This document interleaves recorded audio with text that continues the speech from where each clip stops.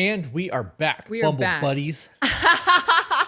Gotta have some love for the guys out here. Okay. I wasn't prepared for that. I didn't mean to speak over you. I'm so sorry. Bumble buddies. It came from Discord. That's fantastic. I'm almost positive that was Jenna that did that. Yeah. I was like, I'm gonna fucking do that on the next live stream. I like it. Good shit. You wanna do your little thing now? Since I just No, kept talking. I think that was great. That's a good intro. I'm here for it. All right. You know in South Park how they had the Canadians saying like buddy, Hey, buddy. friend, Yeah. pal. Yeah. When they would like, I can't remember who was getting into an argument, but it was two Canadians. I'm not your buddy, friend. Yeah. I'm not your friend, pal. It's funny. So I have a couple of quick things that I want to get into, and then we can do the first chapter of that book, which will actually become a Friday episode. And It is not the first chapter. Q&A. Well, the first intimacy level. Yes, the first intimacy level. It's in the second part of the book. This is a pretty in-depth read. Did you get to the part in that where they talk about the teenagers and the parents' conversations? No, not yet.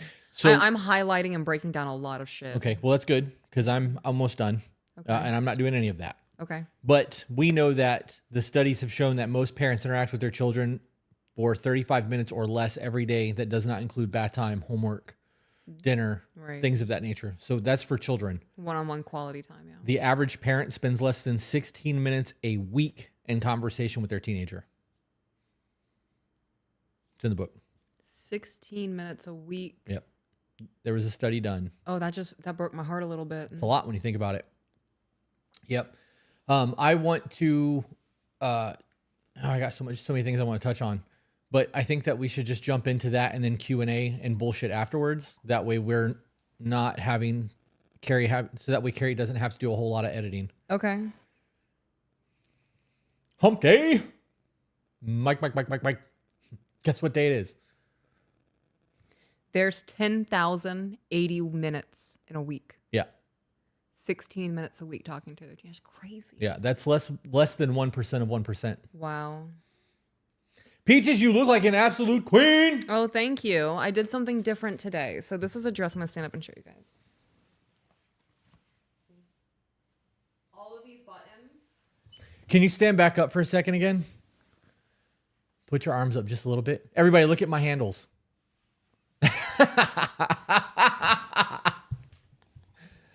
I had to individually do every single button. This is from some vintage place. I think it's like a tea time dress or something. Is from that the one of the 40s. ones that we got while we were in where we were on vacation somewhere? We were hitting all the stores in Vegas. No. Okay. This is from an online store. I'll have to. It's posted somewhere else.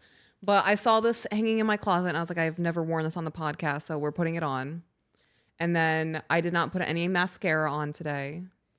I did not complete the fill-in of my eyeliner, so it's just pure outline. And this isn't lipstick. This is just a lip liner. So you just colored it in? Yeah, I just colored it in. I'm doing different things today to see how I feel about it. I've been also shopping online. You have. You've spent a lot of money. No. Yes. Your little tree thing will be here today. Oh, shut up. It's going to be here today? The Shire in a bottle? Yeah, that'll be here today. It's out for delivery. I also bought you some mala beads last night. Really? Yep. Oh, babe, you'll either really like them or I'll take them. One or the other. We'll see how it plays out. Yeah. But I was on Etsy looking for a new necklace for myself, and I found a necklace that's not mala beads, and I'm like, okay, I fuck with this. And I was like, but while I'm here, let me just look to see. And Yeah. I was like, she's gonna dig this. So we'll see. Thank you. We shall see. On Monday, was it Monday that we did our live stream for episode 50 for Patreon? Yes. We talked about possibly buying a Bronco and trading in the Volkswagen and doing all that shit. And well, it happened. We had to leave early because of the kids being sick at school. And as soon as you left to go get the kids, I left to the dealership. Yeah. And I ended up getting a Bronco. So my Volkswagen that I can't drive is gone. You want to talk about a bad experience driving from Jeff's house because he had my Volkswagen to the dealership was excruciating. Pardon me. I believe it. And I'm willing to bet that's why I was in so much pain the last couple of days. That would make sense. Because it forced me to have my legs straight out in front of me, and that hits my sciatic nerve. Yeah. So anyways, that's gone. We got a Bronco. So now that we have the Bronco and I have my Subaru, we now have a toy vehicle that we're going to build to overland and do the things. And then we can travel with that on an RV. We're taking the steps to live the dream from Thailand. So We're doing it. Yeah. I'm very excited. taking the steps. I got it's a Badland Editions Bronco not a Badlands, it's the Outer Banks with a Sasquatch package. So it's taller than normal Broncos. And I'm not gonna like do anything to void the warranty until I start breaking shit that void, and then once it's broken out, I will spend the money to do things like I'll put a different suspension on it and do things like that. But I don't want to, I only did a 36-month term. So I don't want to have to violate my warranty so quickly, Right. Anyways, the ads have been off the charts lately. Sorry about that. When we do live streams for YouTube, the ads are there. If you want live streams without ads, you need to join our Patreon because we turn those off when we do Patreon lives. We do. That way you guys aren't inundated with bullshit. Yep. Okay, let's jump into that. Unless you have something you want to get into first. A lot and nothing at the same time. It would just be filler. Well, I mean, we can bullshit for a minute and put it in front of the episode. So I've been making notes of things that I say. And last night, something happened. What was it? Notes. While you're looking for that, Bianca BB12 said, Chris and Peaches, you guys saved me. Thank you. Glad you're here. I don't know how we saved you, but glad you're here. Likewise. So this is just of note. I'm just updating you guys about my life right now. So this is of note with the children the other day. I love being a mom. It's so much fun. And I was on the patio cleaning and the children were playing. And the children and I do this thing now where if one of us sings, it doesn't even have to be a song. It's just like, we'll all do it. And now our son is like, I'm really good at singing, mommy. I'm like, you're getting there, buddy. You're the fluctuation, the falsetto, you're doing it. You just got to tune it a bit. And I was standing there and I was like, she knows. And our son was like, what? And our daughter goes, what do we know? And it killed me because they don't know that I was just singing a snippet of a song because it's been stuck in my head for the last 2 weeks. That's funny. That's funny. But they sang it with me and that was fun. Speaking of Peachisms, we have 3 new shirts on the website right now. We do. One that says, I love my country, but fuck the government. That was before the election. Yeah. Because I stand by that no matter who's in office. Yeah. The other one is, what would Peaches do? Or what would Peach do? I think I said Peach, not Peaches. What would Peach do? And then the other one was, I'm here and overwhelmed. I'm here and overwhelmed because everybody was requesting those 2 shirts. So they're on the website under the store, not under merch, under store. I also want to create a shirt. I was thinking about this the other day. I think I just want to put on the shirt. You call the government daddy. I call my husband daddy. We're not the same. Yeah. Yeah, you told me that. I remember that whole conversation. It'll get there. Okay. Making shirts is not an enjoyable process for me. Yeah. Because there's only so many fonts that I like, and I feel like they're all the same with just different phrases, and I don't like it. Yeah. So. Let's see. What are other things that I've said? Oh, this one happened last night. The lights flickered in our house. And I stopped moving and you were walking away from it. I was like, did you see that? And you like super casually were like, yeah, it flickered. And I was like, dope. Validation of my reality. That was nice to experience. And I don't remember if I've said this one before or not, but I know that I have said this. What are we doing the time change for? Crops? They can't fucking tell time. Hey, we saved the sunlight. We're fucking heroes. Yeah. The website is tobebetter.com. We got a super chat from Alex Smiley that said, can you do a short guide on how to go about gratitude with beads? I heard the prior explanation, but my ASD brain needs more detail. I want to try it. Okay, so mala beads are usually used for meditation. They're or prayer. Or prayer, right? People will use them to do rosaries. Same thing. I wear this as a reminder to be grateful for things. And when I'm doing nothing or doom scrolling or watching TV, I will just mess with them in my hand and I will touch each bead. And as I move the bead, I will say something in my head that I'm grateful for. And there's actually more than 108 on this. Mala beads are supposed to be 108. There's 111 on mine. I counted them. That's funny. But each one of these things gives me a new thing to be grateful for. And sometimes it's really simple shit. Like, the dope breakfast this morning. Right. I'm glad that I was able to afford gas without looking at the gas pump, right? Like, I was able to brush my teeth without pain. Right. Right. I have clean running water. stupid shit, right? Yeah. Like It's anything not that I stupid shit though. Like well, to most people it is, because when you think of the things that you want to be grateful for, you could be like, I chose a great wife. I My bought a kids new are healthy. house. Yeah, I bought a Yeah. new house. I'm not in bankruptcy. Like I'm doing like the mundane things that people overlook is a lot of what I'm grateful for, because we had a conversation. Okay, this is not going where I thought it was going to go, but I had a conversation with a friend of mine the other night while he was replacing the thermal tank, the thermal extra tank on our water heater. You have your water heater and then you have another tank on top of it. That's a potable water expansion tank. And ours busted and it fucking drilled a hole through the wall from water pressure. We found out that it could have went through the ceiling had it busted off the PVC pipe because of the way that the pressure was in there. And we got lucky in that aspect. But I was talking to him and we were talking about life shit. And we had a moment where he was telling me about all of the downsides in his life. And I was like, man, this really sucks for him. And like all of his big concerns and big like problems in life are things that would not be a problem for us because of where we are. right. And it really put a whole lot of things in perspective for me. Oh, ice maker. And it was one of those things that like, it just made me realize that we need to be more in tune with the things that we overlook every day. And then obviously the conversation that we had at the beginning of episode 50 with taking things for granted. Like I'm really on some, don't overlook your life. Yeah. Right? It could always be worse, but it could be way fucking better too. So like look at the things that make you grateful for the life that you have and try to show gratitude. So that's why I wear these. It's not a Buddhist thing. I took that from Matt Vincent. I saw on a TikTok where he said, I do this. And I'm like, that's fucking awesome. I'm using that because Stealing it. I need some gratitude in my attitude. I took it, so I'm doing that now. Yep. Not always with my mala beads. They're massive. I was having a really bad day that day. I almost didn't buy any mala beads. Yeah. Well, we ended up buying 2 pairs for the children. One pair each. Yeah. And then 1 for each of us. Yeah. And I actually didn't think I was going to like mine. And I fucking love it. I have jade ones, but they come down to here. It hangs low. And I don't like how low it hangs down. This is a shorter one, so. I'm excited to see the ones that you got me. I want to be able to wear mine. Yeah. The ones that I have are really, really big. And the string is loose, so there's like gaps between the beads. I like how it looks. Anna Lynn on Facebook said, "How did y'all get to where you are now? So positive." A lot of ugly. I got tired of being so negative in my life. I got tired of waking up every morning and going, I want to kill myself. Am I going to live the next 80 years of my life waking up feeling that way? Yeah. My big thing was knowing that I get to dictate the outcome of my existence. All of my choices have influence. Just because I'm having a bad day, it doesn't mean I'm having a bad life. Yeah. And just because I'm having problems doesn't mean that I can't view them as opportunities, find a silver lining and improve on it.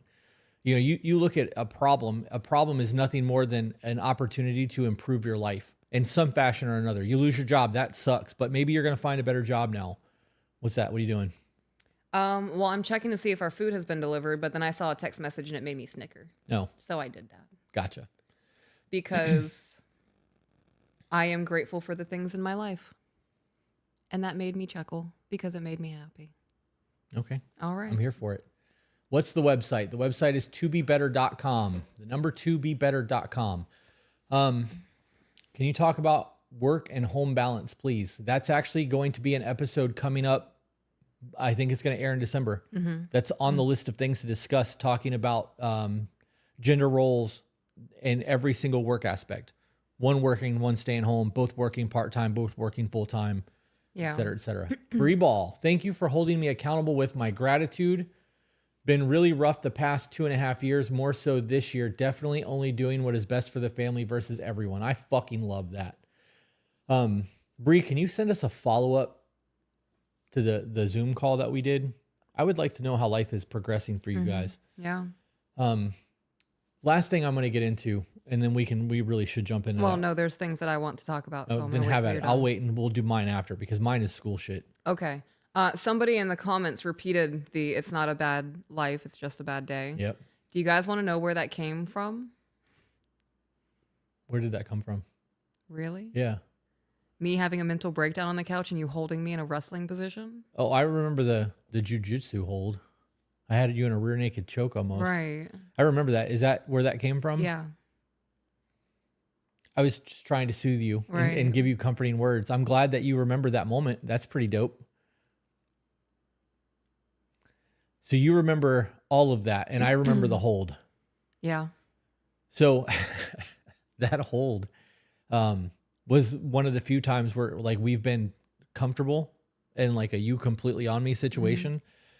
And you were like, can we do this all the time? And I was like, yeah, we can do this more. We just have to sit on the other chair. And we never sit in the other chair. Well, we can't do it because of your back. Well, I mean, I would be willing to try. Yeah. Yeah. You may have to lift the leg and pull the leg over. Yeah. This one I could get, maybe. Right. I would like to try. Well, we did that. And then like a week later, your back got messed up. Yeah. So I think we can make it work. I think we just have to, we're trying to find new ways to sit on the couch anyways. We really need to buy that other couch. Then we can just lay on the couch. But somebody commented, can you stop the chat? yes. This is from, I don't have my glasses on, so I have to lean forward. Which one? Was that more Naomi? Yeah. It says, Peach, is there any advice to a trans woman who is super traditional and wants to serve my boyfriend like you? You inspire me. My advice to you is to pay attention to your boyfriends, right? And this isn't just for a trans woman. This is for anybody who is in a relationship. You need to pay attention to your person and understand how to love them, right? The way that you love people, the way that you need to be loved is not how everybody needs to be loved. With the traditional roles, if you're looking to fall into like the housekeeping and the cooking, I would highly recommend a time management routine and getting yourself into a structured routine. So waking up every morning, do not wake up at 8 o'clock in the morning or 9 o'clock in the morning. Wake up early, knock all of your chores out, and spend the rest of the day doing the things that fulfill you. Because the happier you are as his woman, the happier he's going to be in general. One of the greatest gifts I give to my husband is being his peace. And by being his peace is by me being happy and fulfilled. And that's me making sure that I keep my depression at bay and making sure that I am on top of my own discipline in my life and not slacking on house cleaning or we can just DoorDash. Let's DoorDash for the third night in a row to have dinner because I don't feel well today. I just remembered there's crumble cookie in the refrigerator because you said DoorDash. There is crumble cookie in the refrigerator. Last night I was going to eat some cookie butter, but I was like, I just want to take a look. And I looked at crumble cookie and they have the traditional pink cookie and I love that cookie. And I was like, hey, husband, do you want crumble cookie tonight? And you're like, no. And I was like, okay. And I closed the app and I was like, cookie butter it is. And I got up to walk to the kitchen. We were passing each other in the hallway. And my husband's like, I kind of want that crumble cookie now. And I was like, yes. He planted the seed. Yes. I waited an ample amount of time too. So I didn't eat the cookie butter. So for you to be like, I want crumble cookie. I'm like, I can't. I had too many sweets. It worked out. I waited the perfect amount of time. It was like maybe 15 minutes. Stars aligned. So that's another answer. If you ask your husband or your boyfriend something, hey, do you want this to eat? Wait a 15-minute buffer period. Sometimes we need to load. Yeah. That's funny. I'm going to tack that on to that question. If you're a traditional woman and you're in charge of food, 15-minute buffer period when you suggest something. There we go. I take my role as being the food provider, like cooking the food or getting the food to the table very seriously. And I want to make sure it's good. Yeah. Yeah. My husband tells me all the time, I'm good on just chicken and rice or just cook me beef and I'll eat it seasoned. Not my husband's. I'm sorry. You're gonna eat healthy food and it's gonna be flavorful and it's gonna be good. That keto shepherd's pie that I made the other night, minus the tomato paste, was really good. That cauliflower mash. Yeah. Now I'm rambling. I'm done. Get into your school thing. I want to read a super chat first. Okay. Libby said, super excited for that episode as both my husband and I work industrial. It's hard to do, but we make it work. And To Be Better has helped us too. Thank you. I'm glad. Life is hard, guys. It's just going to be the way that it is. And you can accept the fact that life is going to be hard and make the best of it, or you can bitch and complain and just live in that hardship. Our breakfast is here. Dope. I will go get that while you pull that up so that we can just jump It's already ready to go. We are getting into, I'm going to hold up my Kindle. Can you guys see it? The 7 Levels of Intimacy. The Art of Loving and the Joy of Being Loved by Matthew Kelly. This is actually a book that I prescribed for my private women's group. Every single month we are reading books. And I mentioned this to my husband. The first snippet he got out of this book was a screen grab from Spiritual Connection. And the way that spiritual intimacy is described in this book, it's not based in religion. It's based in what is our purpose being alive, right? And everybody wants to fulfill their purpose. And if you're not here to help me fulfill my purpose, you're here to hinder it. And there's no intimacy in that. And then we did a little breakdown the other day because I found a snippet in this book and I was like, hey, babe, we should talk about this on the podcast. And now my husband's running with it and I'm so excited. Let's hold off on the food aspect until after we get through this part. Okay. And then we'll eat. If you want to, I mean, you've already grabbed it if you want to dole it out, though. Well, I want to get my drink going. Okay.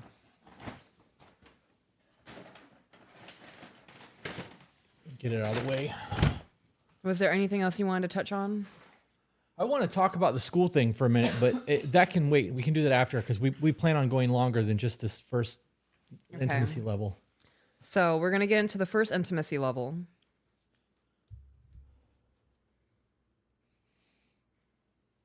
Cliches. The first level of intimacy. Is your relationship a cliche? A cliche is a trite phrase or expression. So let's see what the definition of that is. Are we ready, class? The definition of trite: a remark, opinion, or idea overused and consequently of little import, lacking originality or freshness. Okay. Or the idea expressed by it, a hack-in theme, characterization, or situation. Something that has become overly familiar and commonplace, Webster's Dictionary. Has your relationship become a cliche? The first level of intimacy is the level of cliches. At this level, we engage in casual interactions, encounters that reveal little about each person, and rely on fleeting and superficial exchanges. If a social encounter doesn't move beyond an exchange of cliches, it is not even worthy of being called a conversation. I agree with that. How was the weather? Right. How's your family? Now, how you doing? Good. Moving on. Right. Right? Right. How's it been? Living the dream. Moving on. It's bullshit. There's no connection there. That's just polite societal conversation. Mm-hmm. I truly believe that when people ask how you're doing, they don't give a fuck. Yeah. They're doing that because that is the societal expectation of how a conversation is supposed to start. Mm-hmm. And in reality, we know that most people don't actually care what the other person's going through. They're waiting for their opportunity to talk. Right. They want the segue to be able to vent about themselves. Yeah. 17 seconds is the average gap before somebody interrupts somebody with what they want to talk about. So if you're in a conversation with somebody, see how long the person you're talking to can go without interrupting you or pulling the conversation back to them. I've gotten really good at that.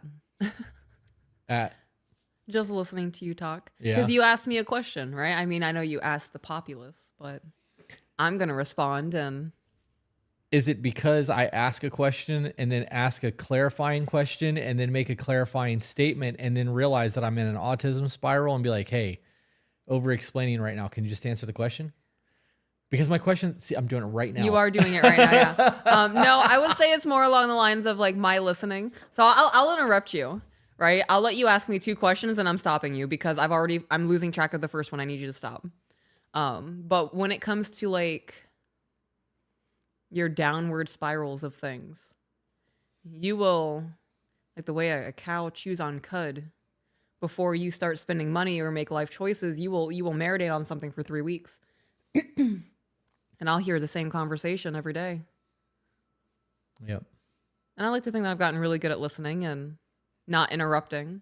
It doesn't bother you? No. You're really good about like getting to the thing I'm going to ask about anyway. So maybe I can learn to do that during movies. Yeah.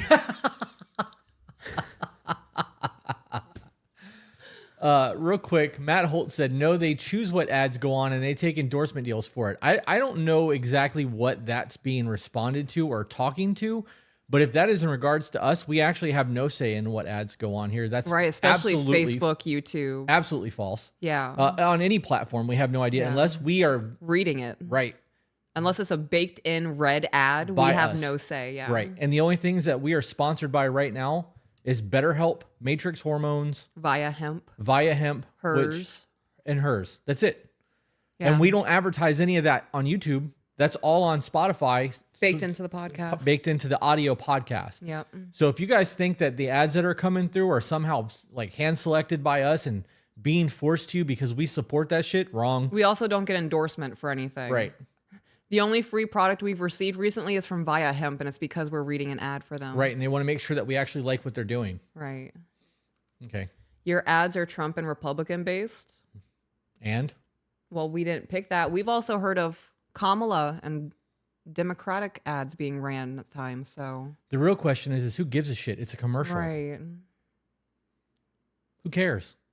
People have marketing That's- dollars. right. They pay for marketing ads to go where they want. And relationship communications is a really big deal because it affects everyone. Shit. So it would make sense that they would be putting, I wish we got back in from all of those ads. Are you Right? kidding me?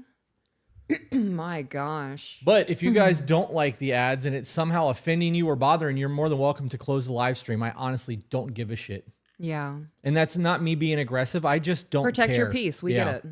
We get it. Should be better Protect your said to peace. protect my peace, so deuces.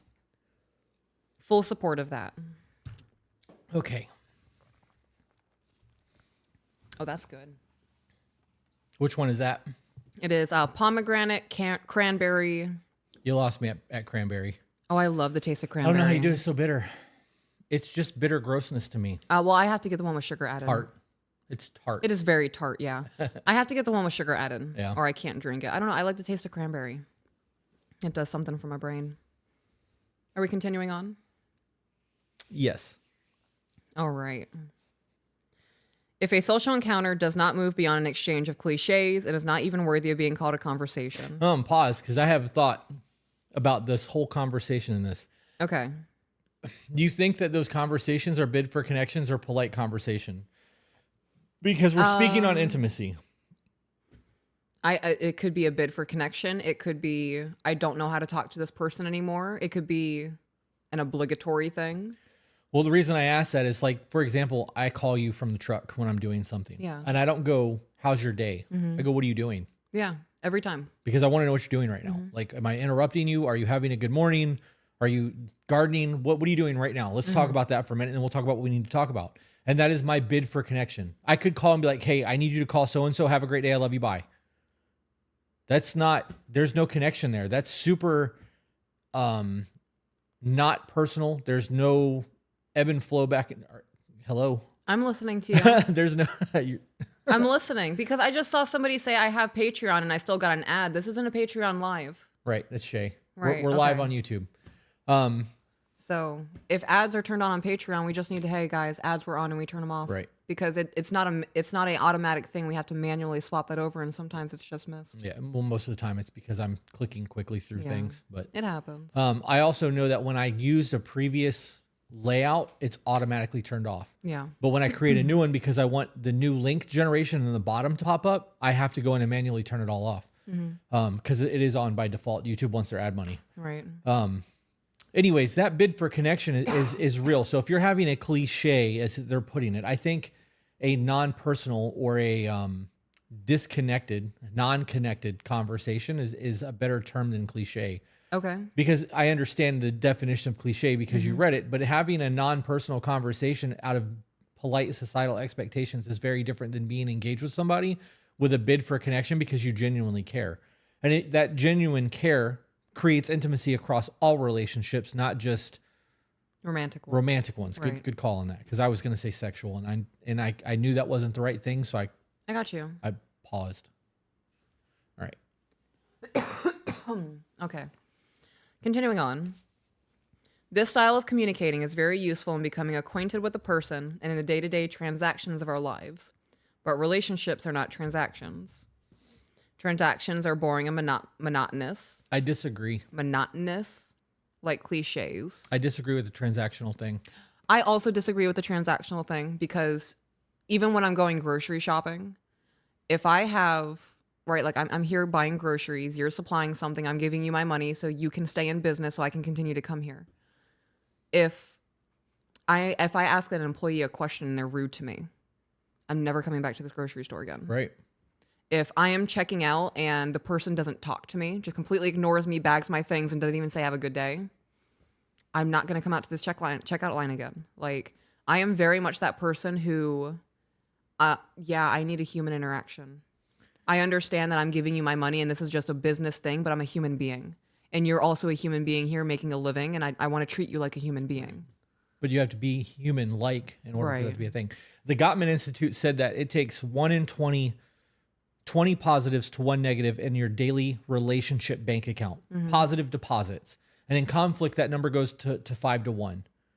5 positives for every 1 negative in conflict. And if you look at it that way, it very much is transactional. You have to constantly be putting deposits in, making sure that each other is taken care of, that you're serving each other, and it is a tit for tat. It's not a matter of keeping score, though. It is a matter of making sure that you are doing for your person, because... Have I loved my person today? Right. Have I checked on my person today? You don't want it to be one-sided. And if it's not one-sided and you're doing things to show that you still care and love and you're affectionate, that has to be reciprocated, because if it's not reciprocated, one side is going to feel abandoned and lost, and that they're dumping into and pouring into somebody that doesn't give a shit about them. Taking advantage. Yeah. So I disagree that it's not transactional. On a base level, all relationships are transactional. Right. Go ahead. Well, first I have to cough.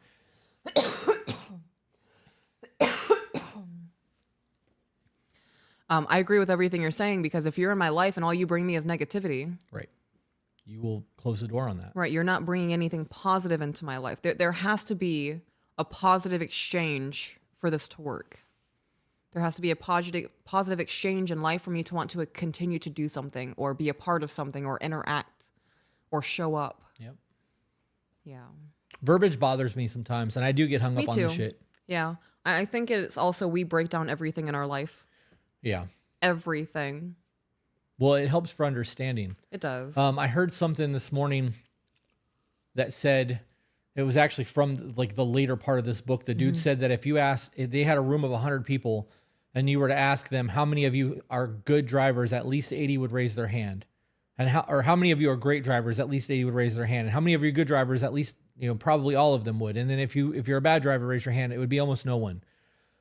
You can't do that, because what makes a good driver? Is it that you've never been in an accident, or is it attentiveness? That you're rarely in an accident, or that you don't use your phone while driving, or that you don't blare the radio and you keep your hands at 10 and 2? How do you define what a good driver is? So his statement in that about what is right or wrong is bullshit, because we have our own cognitive bias. If I drive every day for 3 hours a day from the age of 16 until the age I'm 80, and I've been in 4 car accidents, and one of them was my fault, I'm a phenomenal fucking driver because I'm not wrecking shit. Right. Right? Right. But does that mean that I don't use my blinker? Because that means I'm breaking the law and I'm not a good driver. Right. Are you cutting people off on the road? Right. Are you trying to engage in arguments at red lights? Right. Yeah. When I'm on my bike, I'm aggressive as a motherfucker because I've gone down because of somebody else's not bullshit. paying attention. Right. Does that make me a bad motorcycle rider? Absolutely not. It makes me safe. Other people may look at me as an asshole because I'm cutting line and fucking doing what I'm doing, but I am safe because of it. Right. So that is a cognitive bias. And those questions are loaded because there's not enough information there. And we have to be able to define the words and what we're talking about for everybody to be on the same page and understand it. Right. Which is why I obsess over the words the way that I do. Yeah. Continuing on. Yes. Relationships should be a dynamic collaboration. Agreed. So, while the first level of intimacy is good for establishing a connection with people and necessary for conducting the daily affairs of our lives, cliches can destroy the soul of a relationship. Thus, they can prevent any true intimacy. We have relationships on the cliche level. Oh, we all have relationships on the cliche level. The dialogue in these relationships tend to go something like this. How are you? Fine. How was your day? Great. What did you do? Same thing as yesterday. Yeah. Yep. This is what I was talking about earlier with the bid for connection. Because if I was trying to connect with you, what are you doing right now? And you're like, nothing. Well, you are doing something. Are you on the couch watching TV? Are you scrolling TikTok? You taking a shit? You outside with Ivy? Are you gardening? Are you actually gardening? Like, you're doing something. You're not just sitting there in silence staring at the wall. And if you are, you can say, I'm disassociating, because you're fucking doing something. I have told you that.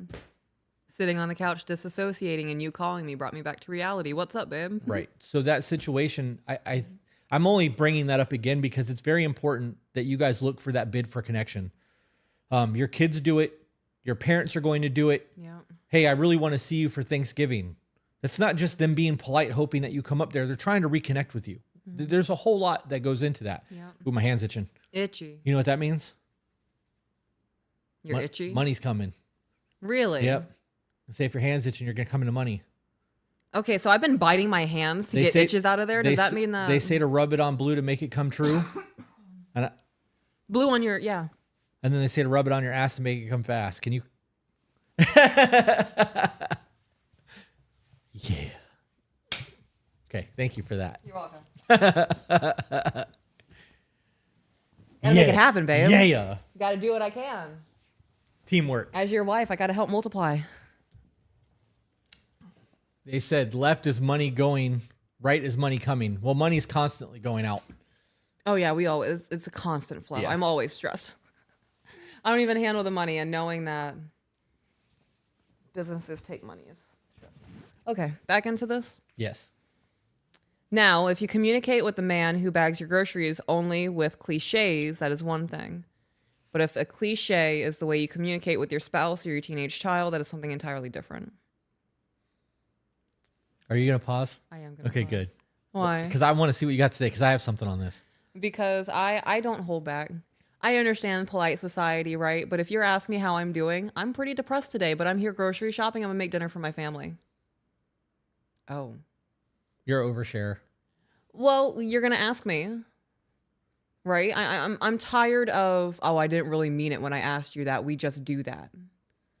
Fuck that. I'm a human being. I'm going to be real and honest. I'm going to ask you, how are you doing today? I don't want to be here. I'm ready to clock out and go home and eat dinner with my dog. Bro, I feel that. Word. Yeah. Word. What are you and dog gonna have? Are you guys gonna have separate meals? Or you like cook the same thing? Are you that kind of dog owner? Yeah. Like I will have a full conversation with somebody. People who work in those industries, because that is a customer service job. Right. They are so used to being shit on and nasty to that you having those polite conversations actually makes their day better. And it takes very little effort to simply be polite to somebody. Mm-hmm. And you're right, you do that. That whole scenario with the dog, the only thing that I think that you would have done differently in real life is ask them what kind of dog they have. Yeah. I go above and beyond to talk to people when they talk to me. Now, full disclosure, Right. is as much as I run my mouth on the podcast, when I meet people in public, I'm very reserved. I normally will not engage a conversation unless it's started with me, because most people don't want to interact with other people. Like Right. they want to keep their headphones on, or they want to look down, they want to play on their phone. They don't want to interact with strangers, and I fucking get that. However, I will have a conversation with anyone if they stop and talk to me. Yeah. I don't give a fuck who you are. I'll talk to you. Right. But I don't want to be the person to engage that initial conversation just in case somebody doesn't want to talk to somebody. The thing that I was going to interrupt, though, is knowing that people in a customer service job hate their fucking jobs and most people are really nasty to them, that positive interaction could be enough for them to keep their job. Yeah. That random strange old person that comes up to you and talks to you in the gym, even though you are trying to get your workout in, probably doesn't have real interactions with anyone else in his life. And those small interactions of what he's currently living for. His kids don't talk to him anymore. You never know. Yeah. That little bit of kindness can literally save someone's life. Yeah. Okay. So I have a question, because we have read a page and a half and we have talked a lot. How many pages of this are we going to read? Because I want to eat. How far are we into the next intimacy thing? We have like 12 pages And what are we on? 12 pages left, you mean? of this chapter at least. Okay, then you want to And we're on 1.5 pages of this chapter. So this book breakdown is going to be a long one. Okay.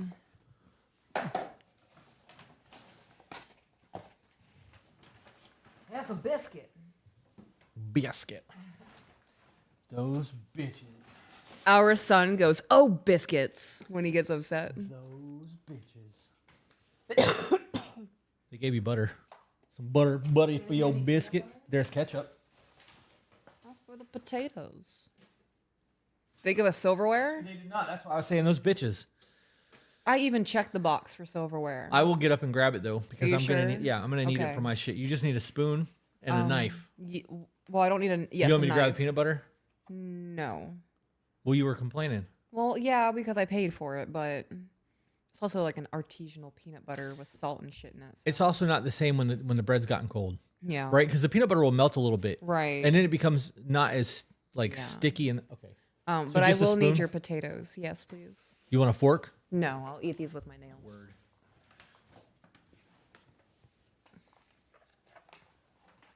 And she said, "Any way you want it, that's the way you need it." Hand and bun. Yes, babe.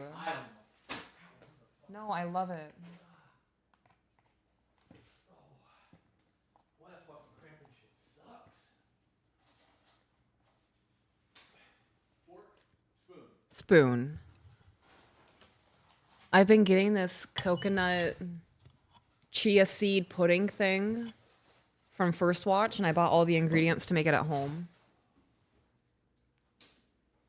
I'm also making mango sticky rice. Yeah. Yeah. My husband likes that sticky rice. It's a good dessert. Thank you. All right, so we can interact with the chat with the chat while we eat and then go back to the book. Yeah, bullshit. Carrie can just cut it out if it's not relevant. Yeah. Oh man. Taters. Some people are in there daily, others pop in. The value is dependent on the individual. I personally find it incredibly valuable. It really is the most incredible group of people. I'm willing to bet she's talking about Discord. Mm-hmm. That's exactly what that is.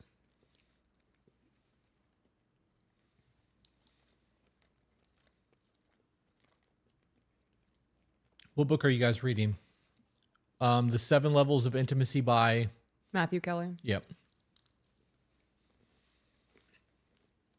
Our food got here while we went live. It took them longer to deliver, so you guys get to interact while we eat.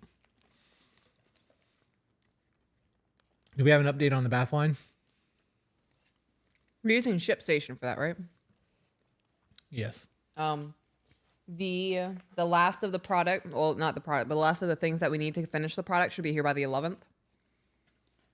And then I will announce from there because there's back end shit that we have to do. Yep. Yes, our son watches Bluey. Both of the kids do. Mm-hmm.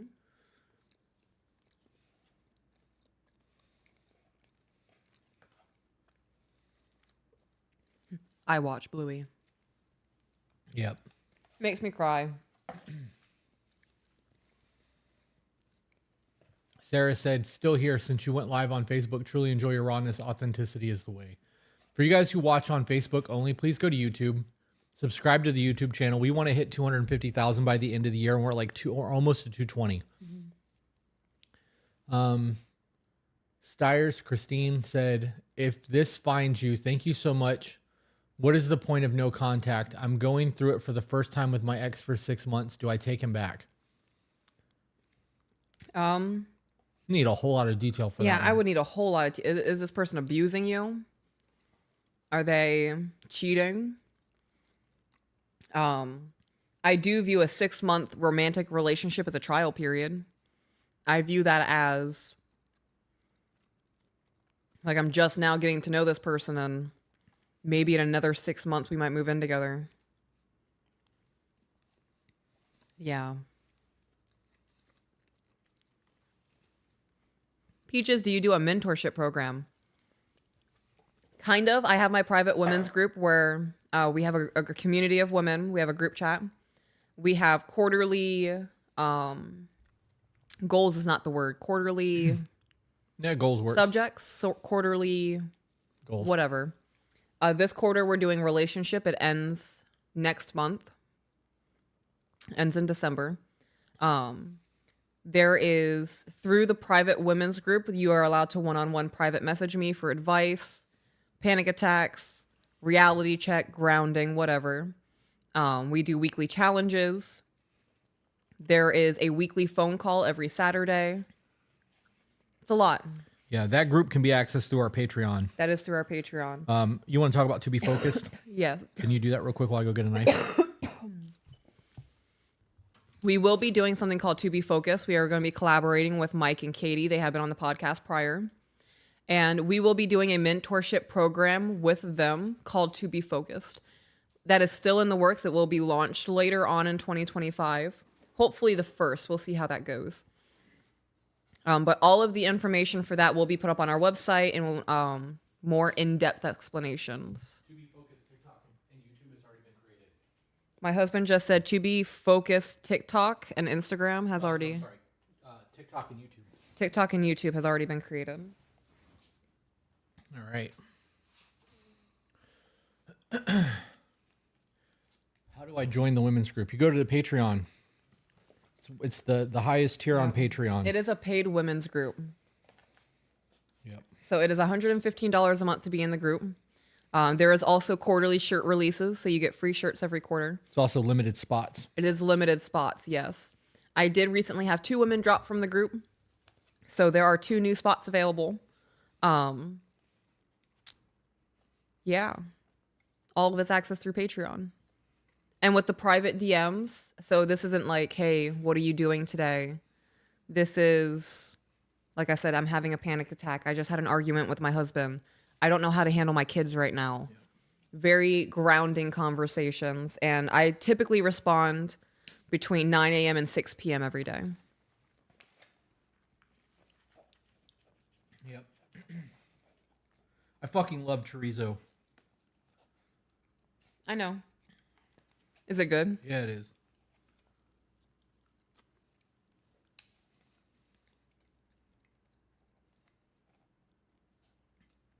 Sam said, what is a Patreon?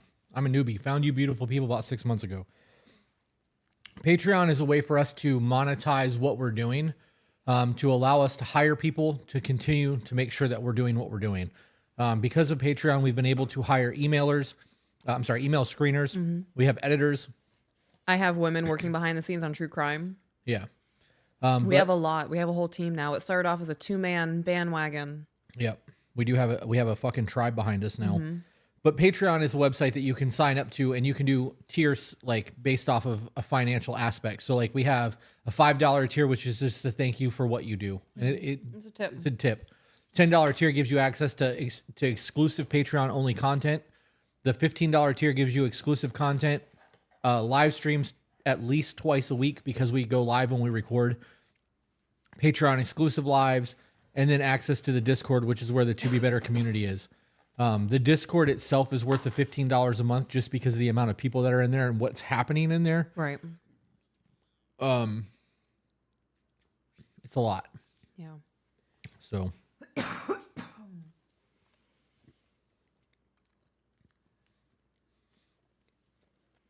This is from Crystal for $20.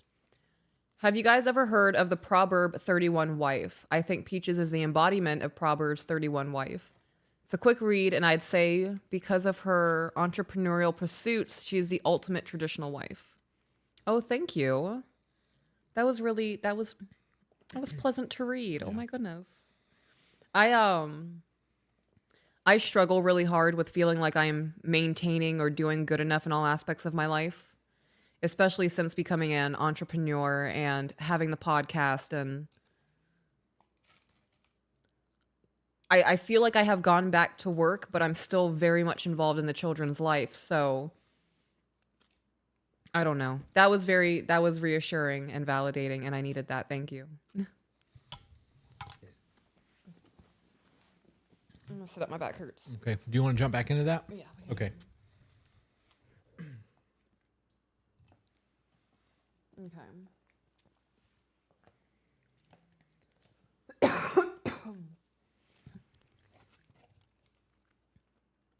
Why do we communicate in cliches? We communicate in cliches for a myriad of reasons. Some of those reasons are simple and valid, while others are tremendously complex. The simplest and most valid reason is that cliches are powerful in helping us make initial connections with people and helping us to maintain a connection with people at a certain level. Asking someone, "How are you?" is perhaps the simplest and most common way to begin a conversation. Making that person feel that you are actually interested in hearing the answer is the key to intimacy. Let's face it, when most people ask, "How are you?" they are just being polite and they expect you to reply in cliche form by saying fine or great. Cliches are a great conversation starter, but if they don't lead anywhere over time, they become shallow and superficial, and they fail to quench our thirst for intimacy. Do you have anything to say? You want to keep going? AJ just sent me a text message and said that episode 46 is cut off. I'm real fucking over this editing issue shit. Do you want to go deal with that real quick? Nope, I told him I would look at it when we're done. Because I have to make sure that I still have episode 46, which I'm almost positive I still have the raw files for that. Almost. I know that I've got 47 and up because that's when I bought that extra hard drive because of the issues that we were having. I also don't think that it's an editing issue. I think it's an upload issue between Google Drive and our computer for some reason. But yeah. I don't know. Anyways. Okay. At the same time, a cliche can be used to kill a conversation. Those who are indifferent, selfish, or afraid to become experts at employing the cliche to destroy any chance of meaningful communication. I disagree with that. Why?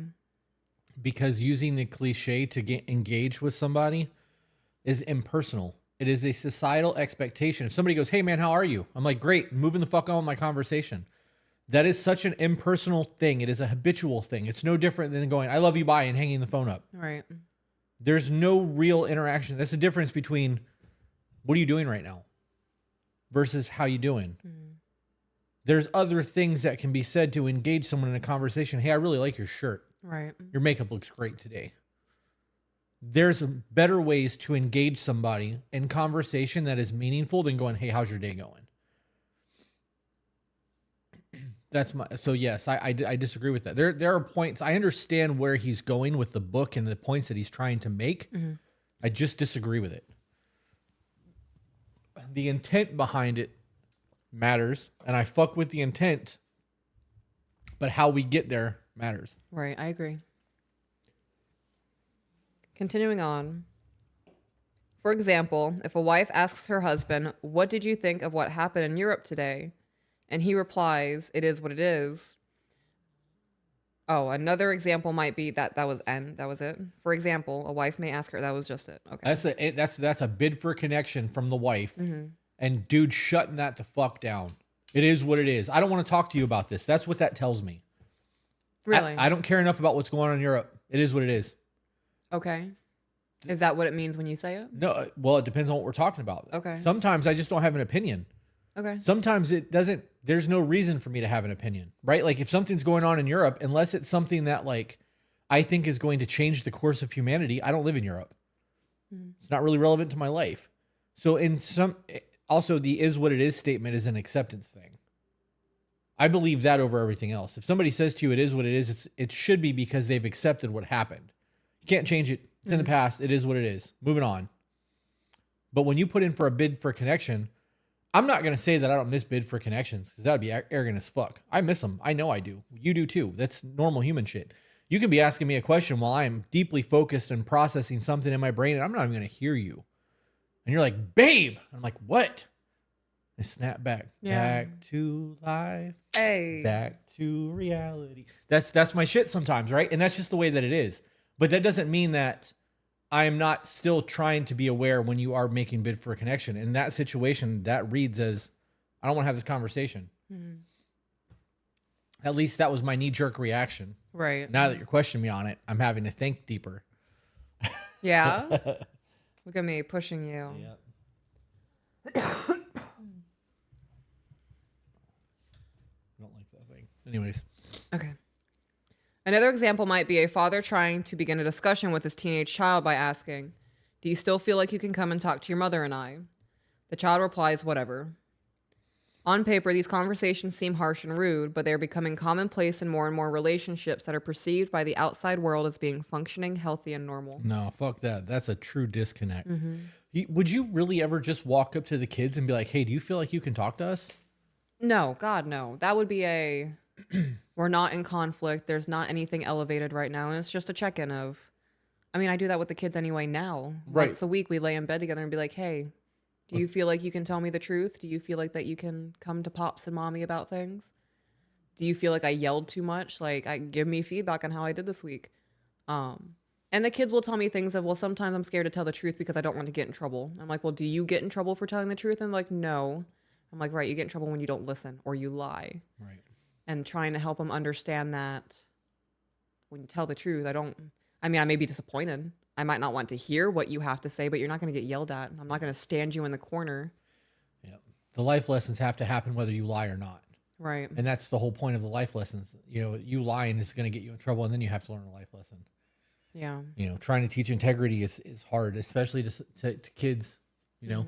But you wouldn't just walk by them in the hallway and be like, hey, you know you can talk to us, right? Thanks, Johnny boy, and then walk off. Like, right. Into your office to close the door for Right. the fourth time today. Right. Yeah.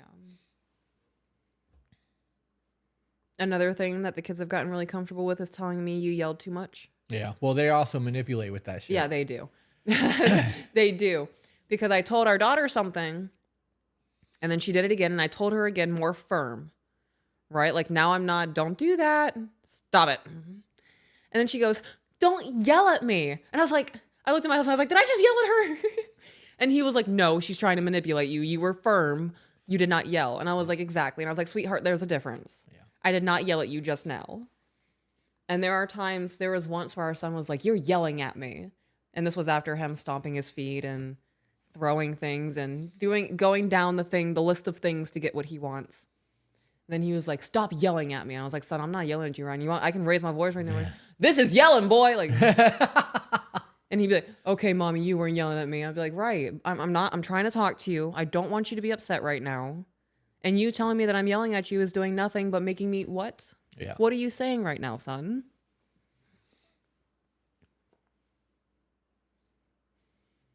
Okay, you want to get back into reading? Yes. Because I could get wrapped up in the chat all day long. Okay. On paper, these conversations, blah, blah, blah, blah. They are a sign of deeply fractured relationships that are desperately in need of attention. I agree. 100% agree with that statement. Yeah. The young people today have perfected this form of communication and transmuted it into a form of non-communication that is the creation of cliches, blah, blah, blah, blah, cliches such as "what's up," "oh, pardon me," and "whatever." I don't like that he said young people because adults do that shit. Everyone does that. Yeah, I know people in their 40s, 50s, 60s saying that shit. We are very disconnected as a society because we're more Right. connected to our devices than we are to the people in our lives. Yep. Yep. Yep. Continuing on, it is so interesting to note that teens usually use cliches to avoid deeper levels of communication with adults in their lives, and that they communicate very differently with friends within their peer group. That's because they don't trust the adults in their lives. And that's because you teach people how to treat you, Right. right? You train them. Absolutely do.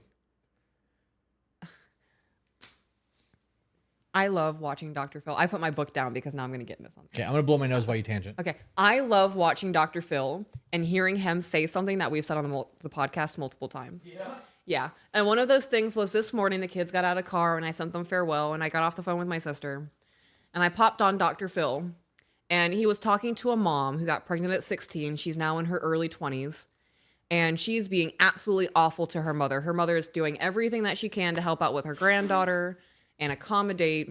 And this mom is going out and getting drunk, doing drugs, showing up at midnight, banging on the door. "You need to let me in or I'm going to break a window." All of these kinds of things. And Dr. Phil said something to the daughter, and then he looked at the mom, and the mom's like, "I'm just so exhausted. I don't know how to do any of this anymore. She's the problem, she's the problem, she's the problem." And Dr. Phil looks at her and goes, "Well, you train people how to teach you." Ooh. Or how to treat you. You teach people how to treat you. Or something along those lines. And she just said, "Yeah, you're right." And I was like, he said the thing. He said the thing that we say. Dr. Phil secretly watching the To Be Better podcast. Right. And if your teenager doesn't trust you, and it doesn't even have to be, "Oh, well, I have a right to go through their bedroom. They're my child." Right. But if your child came and told you something in confidence and now the whole family knows about it, they can't trust you. Right. If your child came and told you something in confidence and you don't remember it a week later. Yep. Come on. Or you blow up on them. Right. Yeah. That for the MTV generation, when MTV actually played music for like the 14 or 15 years that they did that, there was a commercial. And during the commercial that they would play all the time, it was like a parent that was an addict and the kids started doing it. The parent would be like, "Where did you learn this?" And they were like, "I learned it from you, okay?" That's it. Yeah. Your kids they pay attention. And they may not grow up and do the things you want them to do, but they will absolutely mimic your behaviors. Yeah. Because that's normal to them. Yeah. Yep. Every time you say MTV when they actually played music, my mind goes, MTV. Yeah. I Want My MTV was one of those songs that I listened to a lot growing up. Yeah. MTV was such a huge part of my childhood. Mm-hmm. And then it turned into Bachelorette, and Is that an MTV show? I think so. Yeah, it started. I know. Started with The Real World. The Real World. And I'm almost Flux. certain Jersey Shore was on MTV. It was. What is it, like 16 and Pregnant or whatever? Yeah, Teen Moms. I was done with MTV way before any of that became a thing. Yeah. Yeah. Sorry for making all of you Gen Xers feel old. Okay, back to this.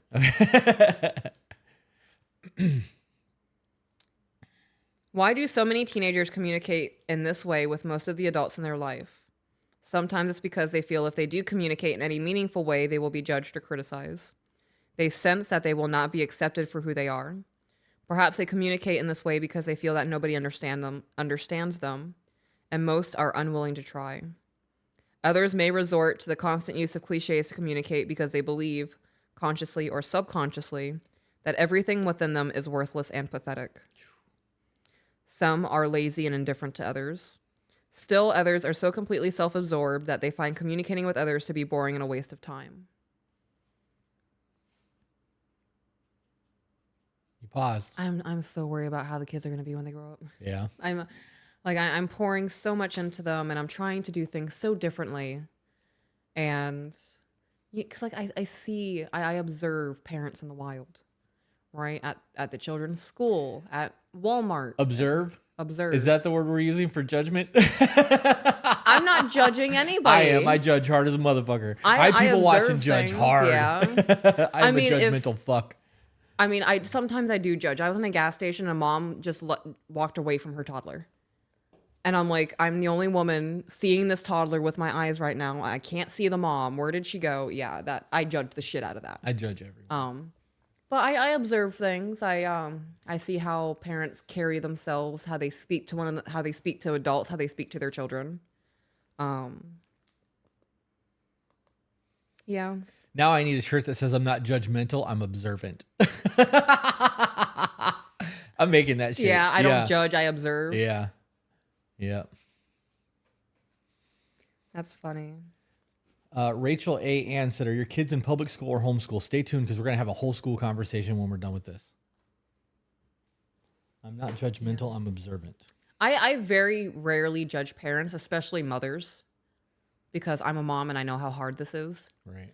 But if you're a completely disconnected parent, if you are not engaged, if you are completely oblivious to your child, there is a judgment there, 100%. I know how difficult this is, right? Like I said, I'm a mom. I get it. To just blatantly ignore your children because you're too overwhelmed or too frustrated or don't want to deal with it, that's when I start judging that shit. Yeah. Yeah. Yep, that shirt will be on the website by the end of the week. Okay. Continuing on. The reason adults have are startlingly similar. They are afraid of being judged and criticized. We sense that we are not accepted and are afraid of being rejected. We feel that nobody understands us and that most people are more interested in being understood themselves than they are in trying to understand us. Secretly, we all carry the same shame, and at times believe that we are worthless and pathetic.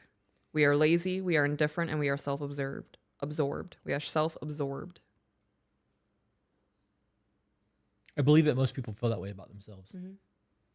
Yeah. That negative self-talk is real. So let me ask you this. With that negative self-talk, because we will look at people who take care of themselves, right? They get their hair done regularly. They're always putting on makeup. Dudes who always go to the gym. That people view that as self-absorbed, right? Why are you so focused on how you look? Why are you so focused about whatever skincare routines, going and get your nails done?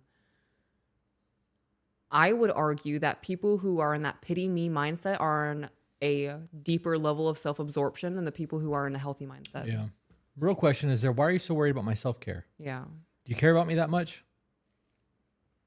Because that's a genuine question. Yeah. If you're like, why are you going to the gym all the time? Why are you eating healthy? Why are you doing da-da-da-da? Are you really Why are you stuffing your face? Are you really that concerned about my health? Because if so, Yeah. I love you for that. Thank you. People are wild. See, I can't do that. When people start questioning me in an attacking manner, I'm going to start hitting you with shit about your own life. Why haven't you gotten off the couch in the last 2 weeks? Yeah, why are you on your 9th pregnancy? It's 6 baby daddies, Jennifer. Right. You know, you're like, fuck you. Mind your business. Yeah. If you were so focused on your life the same way you were focused on mine, you would have your shit together. That's it. That's it. I saw something today and I very rarely comment on YouTube videos, right? I don't feel the need to say things anymore because we have a platform. People hear all the shit I want to say anytime I want to say it.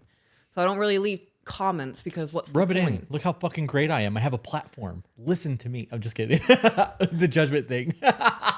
Toss. As you should. No. Sorry. Right? No, people hear enough from me that they don't want. I know what you meant. I don't have to be in the comments of things, right? Yeah. And there was it was a video about something in a couple doing something, and people were ripping them apart in the comments. And my only comment was, "Damn, If you guys focused as much on your own relationships versus celebrity relationships, I bet divorce rates would be lower. Yeah. How much hate did you get for that? Oh, I don't know. I haven't checked.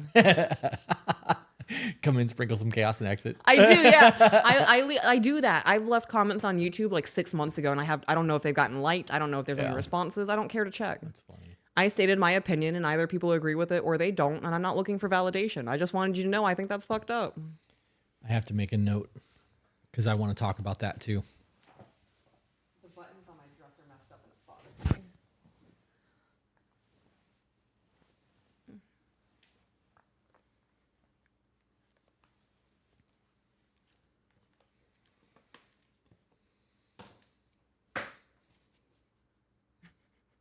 What?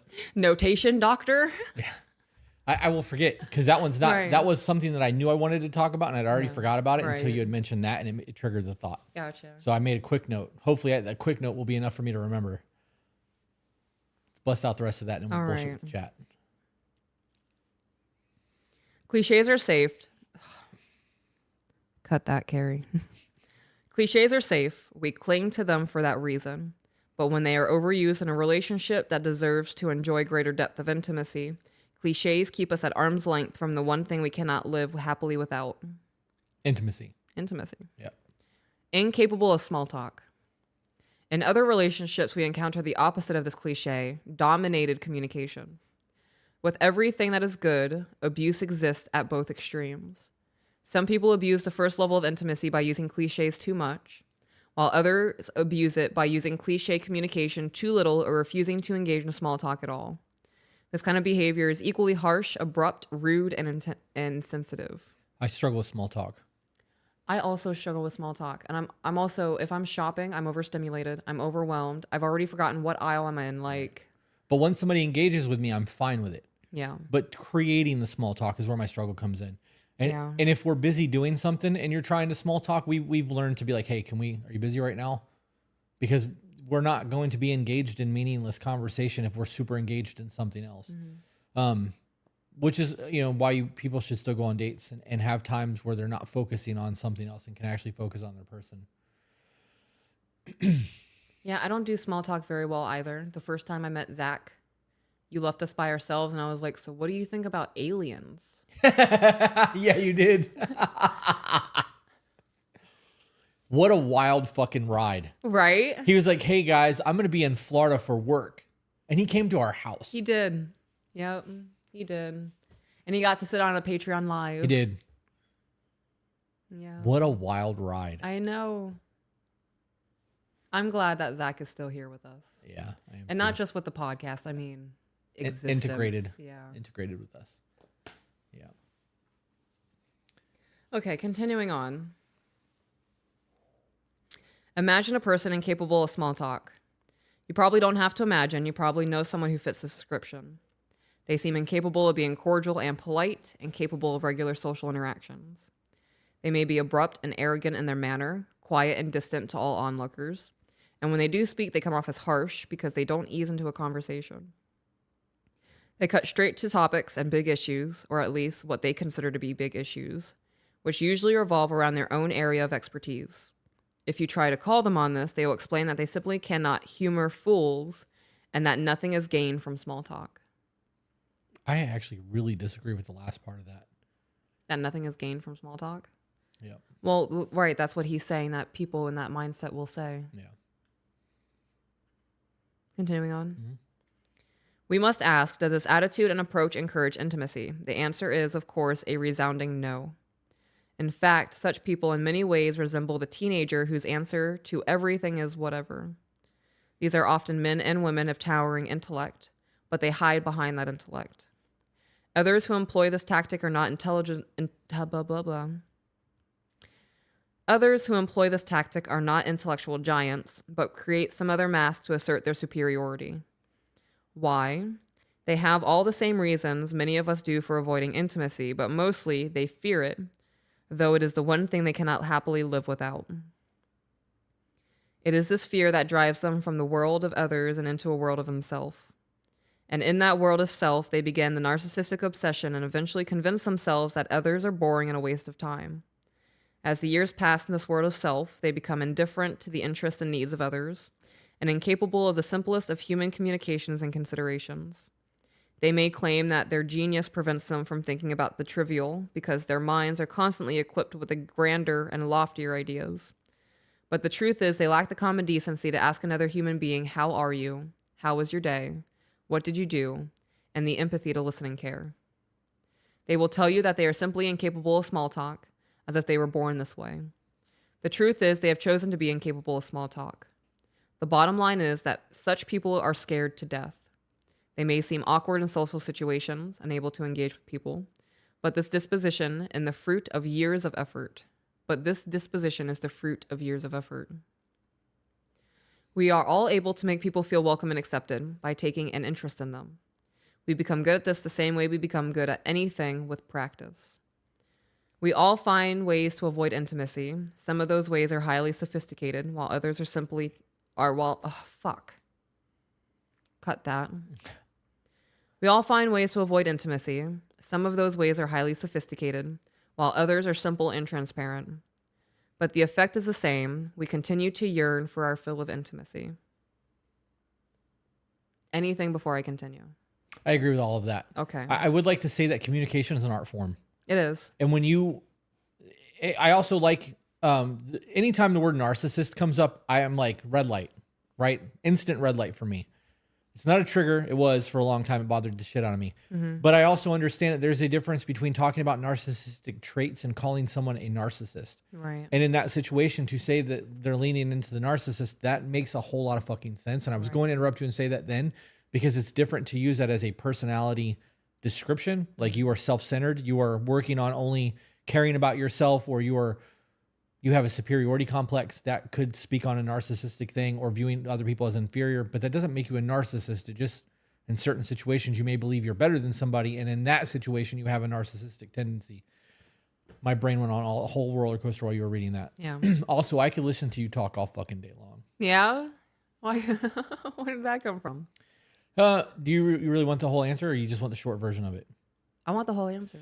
Well, I'm staring at the floor. Okay. I'm hyper fixating on the things that you're talking about, listening to your voice, and then I started to wean off because I've read all of this. Right. And then I was like, man, I really enjoy her little lisp. And then I started thinking about the side mouth thing. Yeah. And then I looked up at you and watched you read for a little bit, and I really like your face.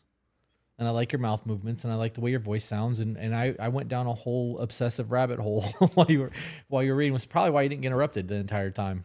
I was absolutely listening to what you were saying, obviously, because I was able to address the narcissist thing and the need for connection. But there you go. That was really sweet. Thank you. I'm all giddy now. I don't know what to do with myself. You continue reading. I don't know if I can. Yeah. You saying that now, it makes sense to me why the kids fall asleep so fast when I read to them. Yeah. Yeah. There's a comfort in that for the kids. Yeah. Yeah. It came out last night at like 7:20, and I was like, all right, the kids are asleep. And you were like, what? That was fast. I like that you like my voice. I worry that, I don't know. I've heard men complain about she sounds like nails on a chalkboard or something. Yeah, the relationship has fallen apart at that point. Yeah. When I truly believe that I really want to get back to this book, but I truly believe that when people get to the point where their partner, when you have somebody in your life that's talking and in your head you're going, God, I wish they would just shut the fuck up. You are that disconnected. Right. You're either not engaging with them because you don't like who they are as a person, you don't like the situation, you don't want to fucking be there, whatever it is. That's a huge alarm bell that you need to pay attention to. That's a problem. I don't have that with you. There are times that you say some really off the wall shit, and I look at you and I'm like, I can't believe you just said that. And then you elaborate on it, and then we both laugh about it because it's fucking funny. Yeah. We have those random thought processes that need to be explained, but once explained and understood, the shit's hysterical. I don't think I'm a very funny person. I think you are. Right. Well, see, and it's the opposite. I think that you're fucking hysterical. So if I have a moment that I view as dumb and you're dying laughing, thinking that it's funny, I don't feel dumb anymore. Now I'm funny, right? Yeah. It is a change of programming. It happens a lot too. Right? You make me snort a lot. It is a change of programming. Yeah. We are being the best version of ourselves for each other. And while we are overcoming the shortcomings that we previously had and are rewiring the neurological pathways in our brain because of the brain's neuroplasticity. I'm learning new ways to love myself because of the way that you interact with me. And I believe it's the same way with you. Things that are like, you'll say something, you'll be like, is that stupid? And I'm like, no, it's fucking on point. Like, I do believe that we are working to change each other's life. I don't know how else to explain that. No, it was a good way. That was a really good way to put it. Yeah.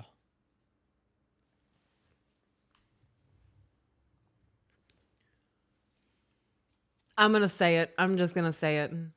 Don't say you want to lick my brain. No. Okay, good. It's on par with that, though. My bones just want to rattle with yours. Shake, rattle, and roll. Yeah. We skeletons dancing. Just put both of our skeletons in a bag and shake it.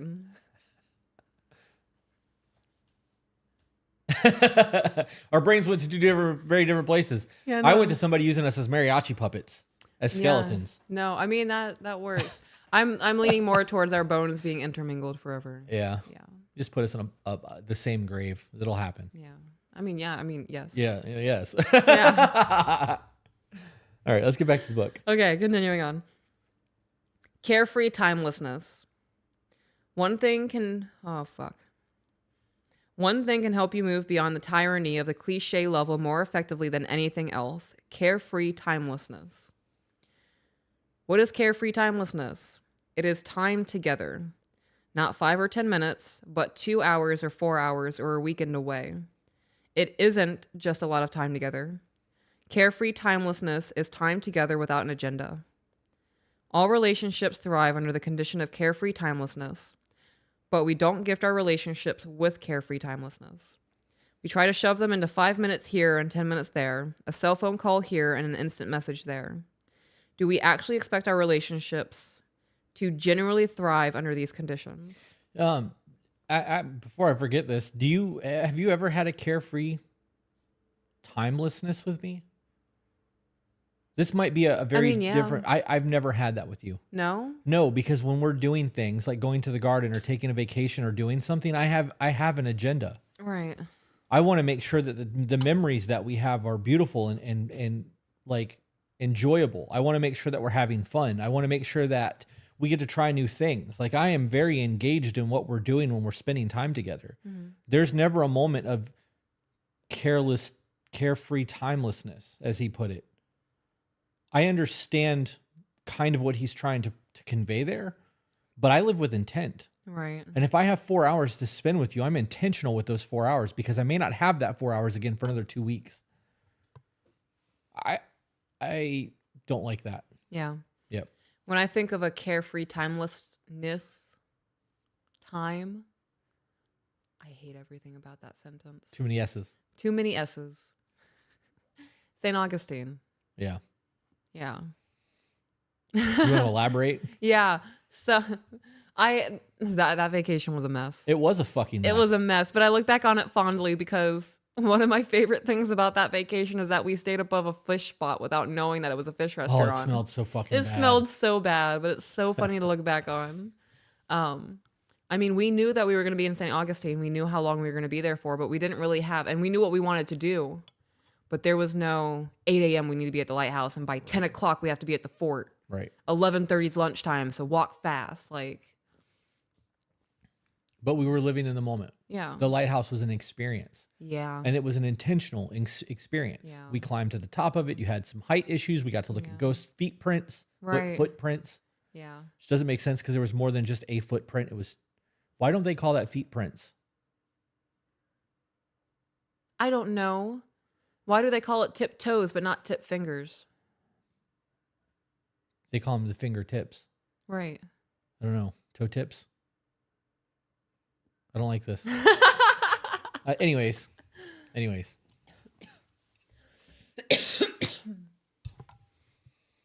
I live with intent, and I think that if you want to have a successful relationship, you should be doing the same thing. Yeah. It is okay to lose track of time because you're having fun, but while you're having fun, you should be doing things with intent. If you go to the beach and you want to have a beach blanket picnic, and you spend 2 hours on the beach doing absolutely nothing, you're not. You're having a picnic. You are connecting. You are living with intent. You are going there intending to do something. So to have carefree timelessness just sounds like you're frolicking with no fucking plan. Like I have a plan for everything when we're doing shit. May not hit all the points of the things that I want to do. And I am absolutely okay with changing course. But I have an agenda when we do things. I want your time. I want it undivided. I want your attention. I want da da da da da da. We're gonna go do those things.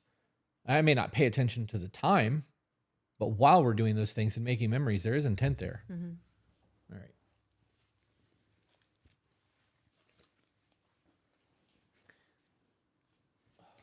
Continuing on.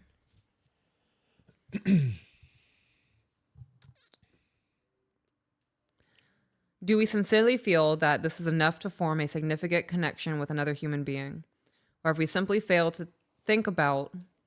oh my God. Cut that, Carrie. Or have we simply failed to think about it because we are distracted by everyday insanity of our busy lives? If your teenage child wanted to open up to you a little bit more, spend an afternoon together without an agenda. Do something different together. Make this a regular part of your relationship. The first time, your teenager will be understandably suspicious. But once this becomes a part of their normal lives, he or she will sense your genuine interest and will begin to open up. The same approach can be taken with any relationship. Simply adding some carefree timelessness and watch it begin to grow and thrive. So quality time. Live with intent. They're talking about quality time. I get one-on-one time with the person that you love. Yep. I get it. Doing something that's not doctor's appointments or school or family gatherings. Right. I watched a video of a mom. She pulled up with her one of her teenage children, and they got McDonald's. And they went grocery shopping. They did all these things together. And the mom was like, okay, give me your bag.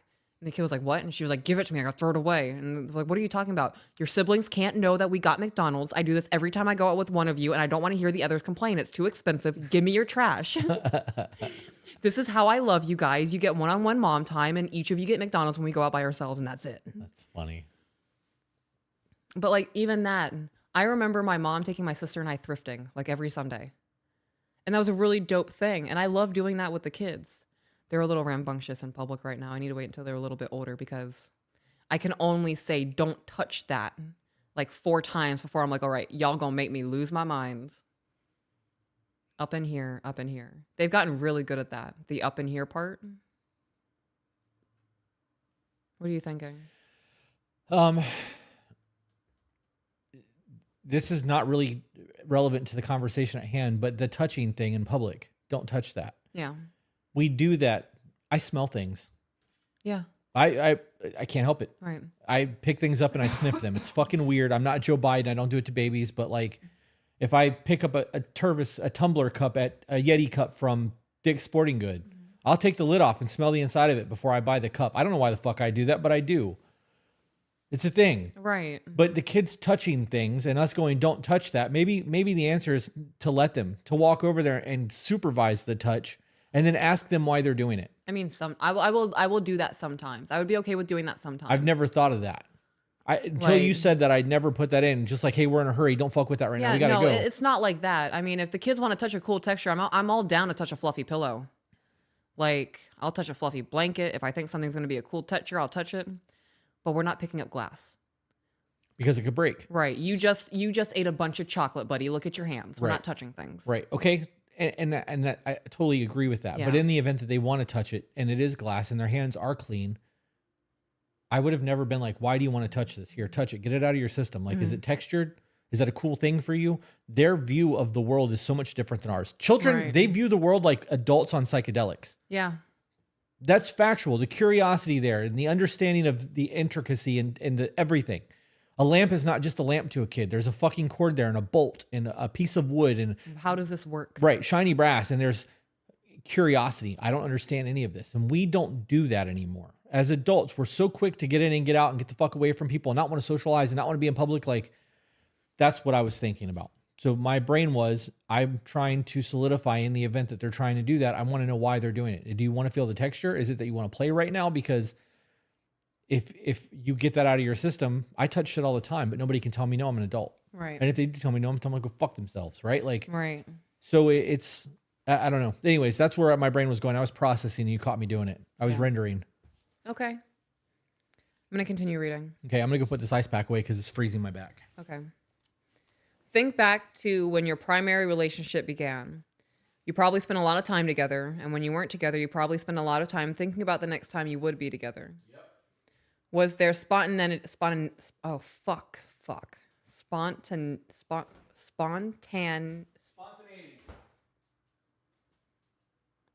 What? Was it spontaneous? Spontaneity. Spontaneity? Yeah. Spontaneity. Was there spontaneity? I hate that. Why does that look like that? And no. Spontaneous. That's not what that says, though. It says spontaneity. Yeah. And no, there wasn't. Because in the event that I wanted to try to take you on a date, I had to fucking plan for it. Right. I don't want to take you somewhere and fail. So we're going to play mini golf. And what are we going to do at mini golf? We're going to laugh. We're going to have milkshakes afterwards, maybe some pizza. We're going to spend an extra hour conversing and have a dope ride home. Yeah. Right? Like, I overanalyze everything in my life. I plan constantly. I want to make sure that the dates that we have are a success. And if we do something and on the way home, we're having our debrief and you're like, I didn't like this, noted. Not doing that shit again. Want to be the win. Like, plan to fail. Was it if you fail to plan, you plan to fail? Right.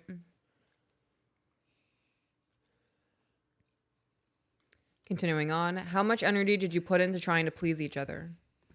You may think that you spend more time together today, but do you really? Nope. Or are you simply in the same place together more of the time? Yep. And people will call that spending quality time together. Right. There's a difference between spending time together and spending quality time together. What you're engaged with matters. Yeah.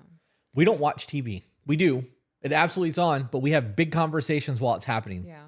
We're spending quality time together watching TV or watching a movie. We're not doom scrolling while watching TV and barely talking to each other. You're playing with Legos, and I'll be doom scrolling, and we'll still be having conversations. That's quality time. Yeah. Yeah.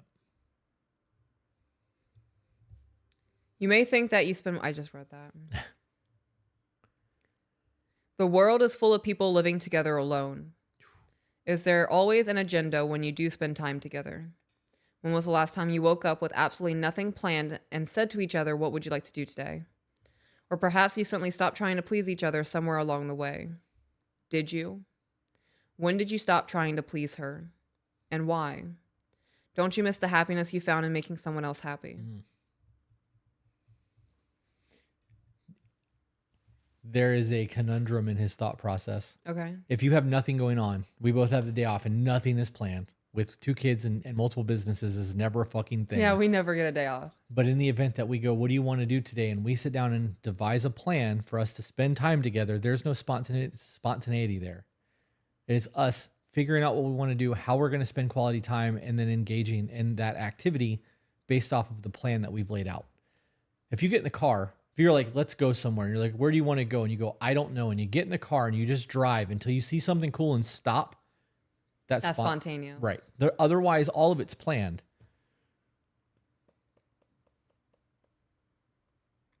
I agree. It matters. I know. The rest of that shit really fucking, I vibe with all of that. Right. The trying to make her happy because it feels good. Yeah. It does feel good. People genuinely want to make the people around them happy. I think it's ingrained in our DNA. That's why there's so many people pleasers out there. Mm-hmm. But I think that you have to go above and beyond to do that, especially when you've become in a mundane existence. Your world is just your world. You're always busy. You're always tired. You get a free day. You kind of really don't want to do anything because you've been go all the time. The difference is in the beginning, the downtime was spending time with that person. Right. Because you're not excited about spending time with them. Now you just want to kind of sit at home. Or maybe you guys are just both fucking wore out and you're going to lay together and watch TV, but you're laying together watching TV. It's different than sitting in a recliner with a fucking beer watching football. Yeah. Yep. Continuing on. Yes. We all want to have great relationships, but we get distracted. We all want to experience times of carefree timelessness, but we get preoccupied and distracted by all the urgent things. Every morning when you wake up, you face a list of urgent things to do. Your list of urgent things might be in your planner or on your desk. It might be on your fridge or on your computer. Your list of urgent things might be in your mind. It might be in your spouse's mind. But every day there is that list. We rush around and endlessly doing all of these urgent things. And if we are not careful, we will rush around doing urgent things for the rest of our lives. The problem is, the most important things are hardly ever urgent. When was the last time you woke up and said to yourself, I urgently have to work out today? You don't urgently have to work out. You have to skip your workout because you have urgent things to do.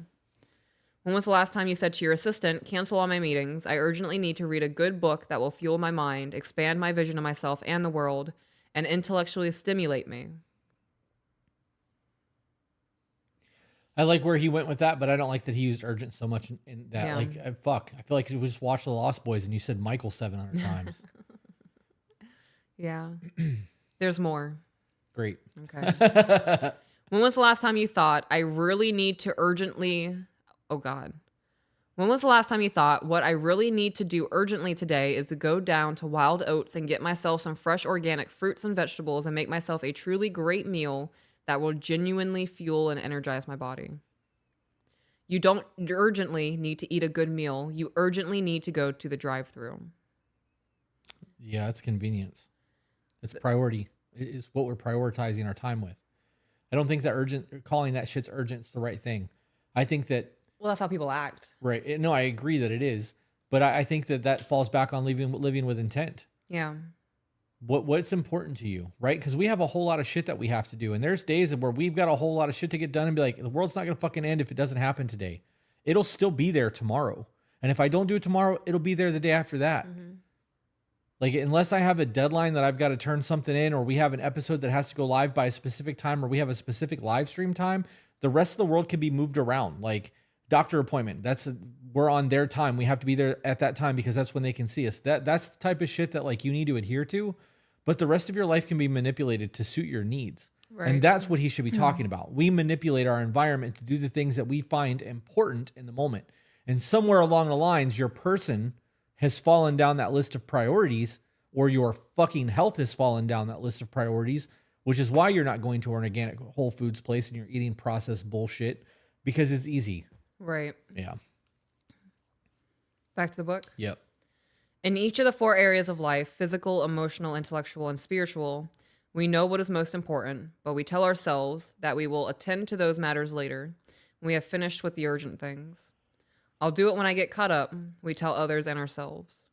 This might not be so much of a problem if we did actually do the most important things when we got caught up, but we don't. Not because we don't want to, but because we never get caught up. Seriously, when was the last time you sat down and said to yourself, I'm caught up now? The last time that I had all of the clothes clean in the house. There was not a single piece of dirty laundry besides the clothes that we put on our back that morning. So Sunday. No, we have dirty laundry sitting in our laundry room right now. I had a whole day at home. I had nothing to do besides laundry, and I was able to knock out like 4 to 6 hours of laundry that day. Yeah. Yeah.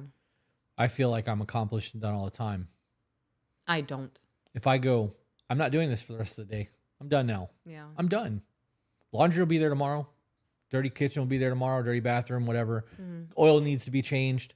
It's at 5,000 miles. It's been 5,100. I know that's not going to blow my engine. That shit can wait a day if that's what I want to do. It's a priority thing. If I'm ready to call it a day and I don't want to fucking do this anymore, I'm going to do what I want. But I'm going to prioritize the things that make me happy in doing it. So like, if I know that I have 8 episodes that need to be edited and I edited 3 of them and I go, okay, I'm done for the day. There's still editing that needs to be done, but I'm done. It's time management. It's understanding that you get to prioritize the things that you enjoy. Right. This I actually think this is going to tie into the school conversation when we're done with this chapter too, or this section.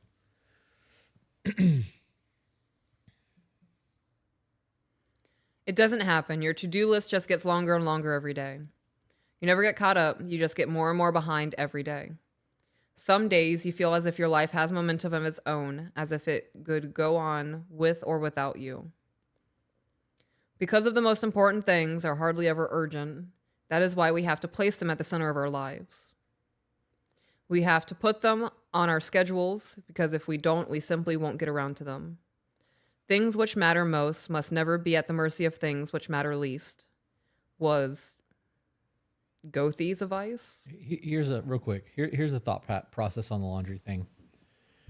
Unless you stop wearing clothes, don't use bedding, don't dry off with towels, and you just live naked and dirty, you will never be done with laundry. Right. Because even if all of your laundry's done, what you're wearing is dirty. And it's going to have to be washed. So to have that mindset of I'm never done with, and you're prioritizing saying that when this gets done, it's never going to get done. And it's not that the list piles up or that you're adding new things. It's that you're prioritizing those things over other facets. And I know that I keep saying that, but I believe that that's what it comes down to. If I wanted to spend time with you and you were like, well, I have to wash my hair tonight, and we don't get to spend time because you've prioritized your hair washing or the laundry or the dirty kitchen or the grass needing to be cut or the oil needing to be changed or whatever the case may be, what you're telling me is in the moment, you have other things that you would rather be doing than spending time with me. And in those situations, that's how I view that. Yeah. If I'm like, hey, we have to do because we have a timeline that it has to be finished on because we have a schedule that has to be kept. Right. It's very different. If we have a hotel room where we've got to check out by 10 a.m., we're not going to the museum at 8:30 unless we pack all of this shit up into the car to go to the museum and then leave from the museum, right? Like, Yeah. it's a priority. You're prioritizing your life. It's time management. I agree with that. I am also going to double advocate that because I know people who will purposely be like, hey, let's go do this. Well, I've told you for 2 weeks I have something happening tonight. Well, you don't love me. You're not willing to do that because you're not going to spend time with me this evening. Yeah, that's manipulation, though. Yeah. That is absolutely manipulation. That I actually think that's like hardcore manipulation. And that's how people isolate people from other groups. Right. Yeah. Yeah, that's a huge fucking problem. Yep. All right, continuing on. We have to make carefree timelessness a priority. The experts at Carefree Timelessness are, of course, teenagers. While they may use cliches to avoid intimacy with many of the adults in their lives and relating to their friends and their peer group, they have perfected the art of carefree timelessness. What do teenagers do? They talk on the phone. How long do they talk on the phone for? Hours. They live their life. Now they do. Oh, you mean they live their life talking? No, when you're a teenager Right. and you think you know shit, you Right. have no idea about the world. Right, they're talking to their friends, living their life. That's what you meant. Yeah. Yep. When we get into Discord communication and we're talking to the Death Star or we're in the ball pit and we're spending 30 minutes having fun with our friends, it's no different than a kid talking on the phone. You prioritize the things that you enjoy. You spend your entire, excuse me, I just spit. You spend your entire life trying to get ready for the next thing. We've talked about this a lot on the podcast. You're getting ready for kindergarten. Then you get ready for first grade. Then you're getting ready for fifth grade, high school. You're getting ready for college. Then you're getting ready for a career and a family. Getting ready to have kids. Getting ready for your retirement. And you spend all this time getting ready for shit and you don't fucking live your life. The time that you're a child, your actual childhood from like 6 to 16, that 10-year span is going to be should be the most enjoyable time of your life. You don't have the responsibilities that you have as an adult. You don't have to worry about bills. You get to hang out with your friends. You get downtime. You get to do like kid shit. And that's, when we're kids, we're like, God, I can't wait to be older so that we can do all this shit. It's the dumbest thing that you'll ever say because you don't know what it is to be an adult yet. Right. And for parents who are pushing their kids to that next thing and not letting them enjoy their life, you're doing them a disservice because they're not learning. Like they're not getting to experience what life really is. And what happens if you prepare them for all of this shit and on their deathbed, they're like, man, I wish I would have lived my life. Then they're successful and have all this money and created generational wealth, but have real regret because they couldn't go to the mountains and spend a month in a cabin with their family, or because they couldn't go to Bora Bora and spend a week in a fucking cabin on water. Like, I don't know. I'm gonna try to stop interrupting Why? so much. Why? Because I feel like I'm saying the same things over and over again. Okay. And I think that it's because I really want people to get what I'm feeling, not so much what I'm saying, but Okay. I'm good. I was going to say something and I don't remember what it was. I'm sorry.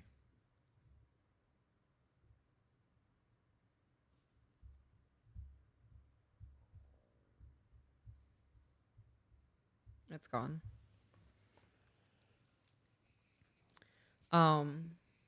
Johnny has been on the phone for 4 hours, and when he gets off the phone, his father asks, how long have you been on the phone? Not long, Johnny replies. Who were you talking to? His mother asks. Susan, Johnny replies. Susan is Johnny's girlfriend. What did you two talk about? The father asks now. And what does Johnny say? Nothing. Carefree timelessness. When Johnny said not long, he wasn't necessarily telling a lie. When he told his parents nothing, he wasn't necessarily being evasive. The nature of carefree timelessness is to be timeless. You lose track of time, and carefree timelessness is carefree. It has nothing to achieve other than the enjoyment of each other's company. Teenagers are experts at it. How often do parents ask when their children are going out with friends, "Where are you going?" The children reply, "I don't know." Of course, we consider this an unacceptable answer, but it may be the truth. Carefree timelessness, it is the reason young people fall in love so easily. The lack of carefree timelessness is the reason the rest of us fall out of love so easily. Carefree timelessness causes us to fall in love with others and life, and it will help you move your relationship beyond the first level of intimacy. I'm so fucking tired of saying carefree timelessness. I get it. And what was the other one? Urgency. Urgent. I see that made a whole lot of sense. The way that he used it in that example makes sense. However, what they didn't talk about, nothing. They talked about a whole lot of things that were important to them that they enjoyed. Mm-hmm. The real question there is it any of your business? Right. See, and I was thinking as I was reading that, the questions I would be asking are, did you guys have a good conversation? Right. Is she still making you happy? Hell yeah, high five. Right? Like, supportive. Those other questions felt like interrogation. Son, look at you watering your girlfriend. Yes. You didn't have to be on the phone for 4 hours, but look at you. Yep. That's how you make your woman happy. They're like, yeah. It's perspective. It is perspective. I don't want to know all of that shit. I don't either. I don't want to sit here for 45 minutes while you tell me what you and your teenage girlfriend talked about. Yep. It's probably a whole lot of, no, you hang up. Yeah. No, you hang up. Babe, I can't wait to see you at school tomorrow. Yeah. Like, fall asleep on the phone. Right. And we don't even have to pay for that shit anymore. It's unlimited. So you guys can fall asleep on FaceTime. I don't care. Crazy. You know, I don't feel that weird ownership over my kids that a lot of parents feel. Yeah. I don't feel that. And I don't know if it's because, you know, I'm divorced from my first husband and we have, there's a custody agreement and the children go, and there are times I don't have a choice but to be away from them. Right. And that sucks. And the mom in me hates it. But I also feel like that's preparing me for when they are adults. Because I don't have a choice in not seeing them right now. They have to go spend time with their dad. Like, for me to deprive them of that time with their dad is 100% selfish on my end because I don't want to see them go. Are you kidding me? And I don't remember where I was going with any of that. You were talking about the individual, you viewing them as their own individual person and not as an ownership. I'm not going to go through our children's rooms when they're teenagers. I'm not going to dig through your drawers. If you're making poor life decisions, the only life that's going to affect is yours. And if you get somebody pregnant or you get pregnant, then there's going to be a larger fallout from that. But if you feel like you need to be sneaky from me and hide things from me, there's a bigger problem than whatever you're doing that's wrong. Right? I don't know. Some parents are really weird. And that problem of them feeling like they can't come to me and they're being sneaky about shit is a me problem. Absolutely. I want to clarify that. That's not a teenager's problem. That's not, you shouldn't hide things from me, whatever. If my child or children do not feel comfortable talking to me about something, especially knowing that it's a wrong thing or they're in a situation that's dangerous, I am failing as the mother. Good on that? I believe that stems from the difference of answering the questions versus because I told you so. Right. Right? Because you're creating a free thinker versus a drone. Yeah. Yeah. All right, continuing on. The question is, how do we go about it? Whether you decide you need some carefree timelessness with your spouse, your boyfriend or girlfriend, your children or parents, or your friends and colleagues, there are 1,000 ways to create it. The first thing you need to do is schedule it. Now, I hear that objection in the back of your mind. You're thinking, if I have to schedule it, then it's not carefree timelessness. Wow, it's like you read my mind. Not so. Think back to our definition of carefree timelessness as time spent together without an agenda. I didn't say that it is unscheduled and will happen all on its own. We know it won't. We have to schedule it, but we don't need an agenda. I agree with that. Okay. I agree with that too. We can agree to, let's go to Sarasota for the day. We're gonna spend 8 hours in Sarasota, and now we're just gonna walk around and go into whatever buildings catches our eye, right? Like museums or aquariums. That's the agenda. Well, it would be planned, right? If we had the agenda to go to the aquarium and then go to the museum, then that's an agenda. If we decide we're gonna go to Sarasota for 8 hours, That's an agenda. it's a schedule. Okay. Still have a plan. Right. We're going to go to Sarasota for 8 hours and walk around, dick off for the rest of the day. Yeah. That's the plan. Right. That's the schedule. That's the plan. Right, but it's not the agenda.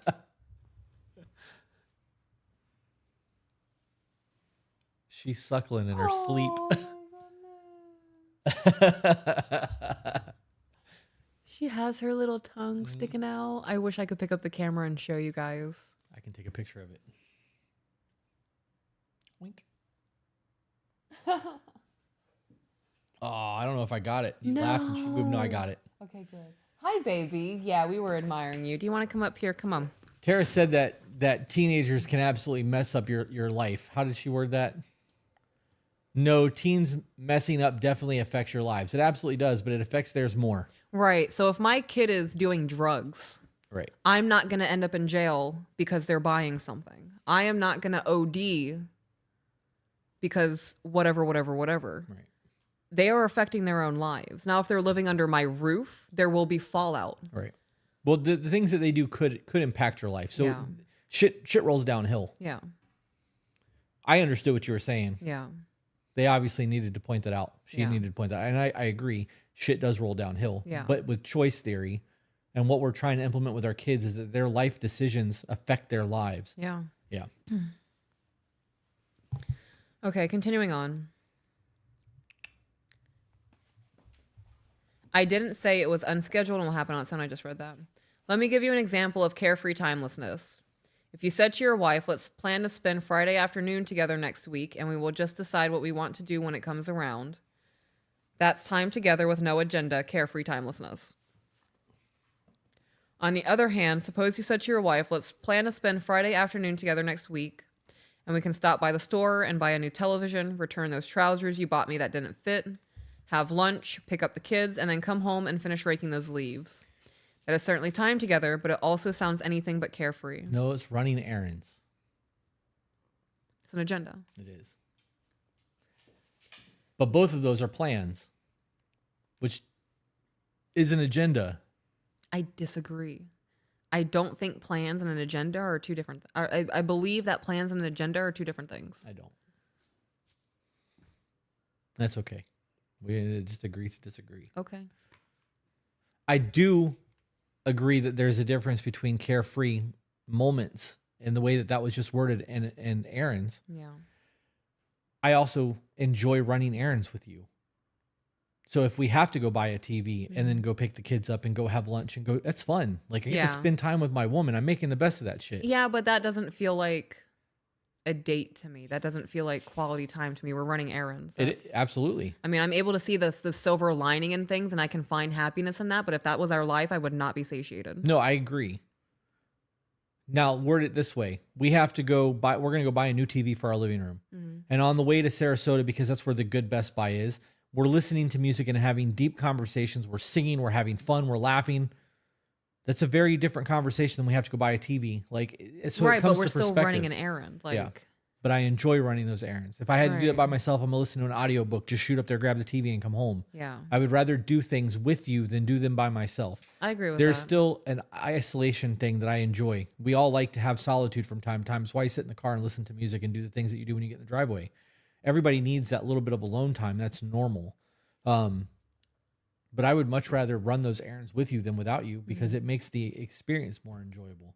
And I think that most people don't view it that way. Like, to make that sounded like a whole lot of work to me. Yeah. But anyways. Back to reading. Yep. There are 1,000 ways to spend your carefree timelessness. Nobody needs help with that. You schedule a time together, and when the time arrives, you simply turn to each other and ask, what would you like to do? I'm going to ask you once, though. Like, all right, we've known for a week that this is what we're doing. What do you want to do today? I don't know. What do you want to do? All right, looks like we're sitting at the house. Like, why are you getting aggressive right now? What do you You mean? just got like gangster over there, like got tonal. You just got frustrated thinking about it, huh? A little bit, yeah. Because I am not somebody who's like, I'm going to tell you what I want to do. Right. We know that this time is carved out. I would like to go look at art. Let's see what we can do art related. If I'm asking you, what do you want to do? And you hit me with, I don't know, what do you want to do? You've clearly put no thought into our time together. You're not excited for this. And I would rather sit at home and do things that are fulfilling to me by myself versus be with somebody somewhere who doesn't want to be here and feels obligated because they're my husband. I'm good on that. Yeah. Yep. I also think that there's something to be said about making people do something that they don't want to do, knowing that they don't want to do it. Yeah. I would rather you not come somewhere with me where I know you're not going to enjoy yourself and let me just go and bang it out and get it done versus dragging you along, kicking and screaming because you don't want to be there. Right. You know what I mean? Like that. Why make you do something you don't want to do? Mm-hmm. Yep.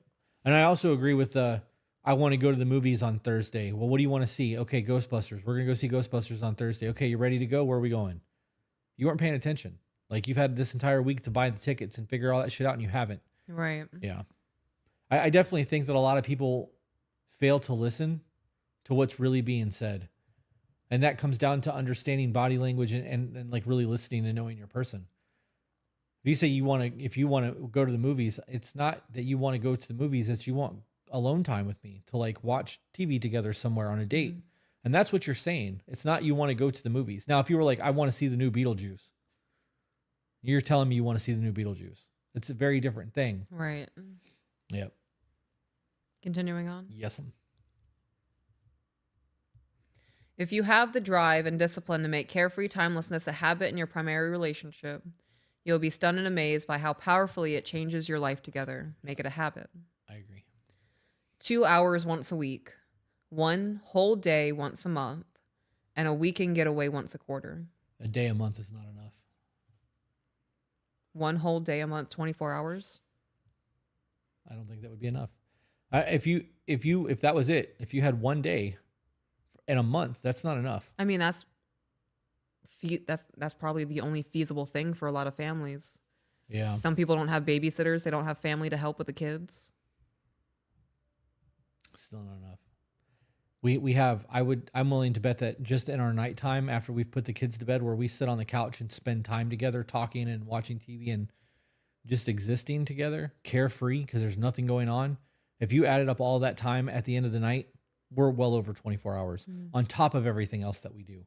But when you look at it as just based off that schedule where you have a day together once a month, I don't think that's enough.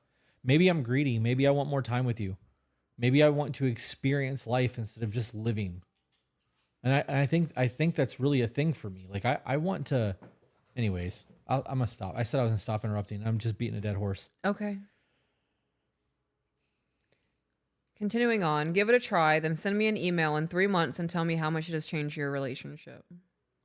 Our lives as individuals change when our habits change. It's not freak luck that our change... Oh, fuck. Cut that. It's not freak luck that changes our lives, and God doesn't have any favorites. Our relationships change when our habits as members of those relationships change. Make carefree timelessness a habit in your primary relationship. As you begin to be convinced of its power, make it a habit in all of your high-level relationships. I have powerful memories of carefree timelessness with both my mother and my father as I was growing up. I have 7 brothers, and it would be easy to think that in that type of environment, siblings just get lost in the crowd. Not so, at least not in my family. Both my mother and father went out of their way to make sure that we had the individual nurturing we needed to grow into confident young men. My visits to the Art Gallery of New South Wales with my mother were one of the examples of this individual carefree timelessness that my parents lavished upon my brothers and I. The gallery had an exceptional, permanent collection and attracted world-class traveling exhibits. Renoir, Van Gogh, Monet, Picasso, Warhol, Matisse, Pollock, and many, many others were introduced to me by my mother inside of the walls of that gallery. It was there that I developed my fascination with great art and with great artists behind the masterpieces. All of that is a choice. Mm-hmm. Love is a choice. Yeah. Yep. Is that the end of it? No, no. Because we're at the 2-hour mark. We'll call us part one. Well, we have a page and a half left. Okay, we'll finish it then. Okay. Because I mean, this is a full 2-hour episode that's Right. going to drop on Friday now. Not this Friday, but on a Friday for the people who missed the live stream. Definitely going to go on Spotify. Yeah.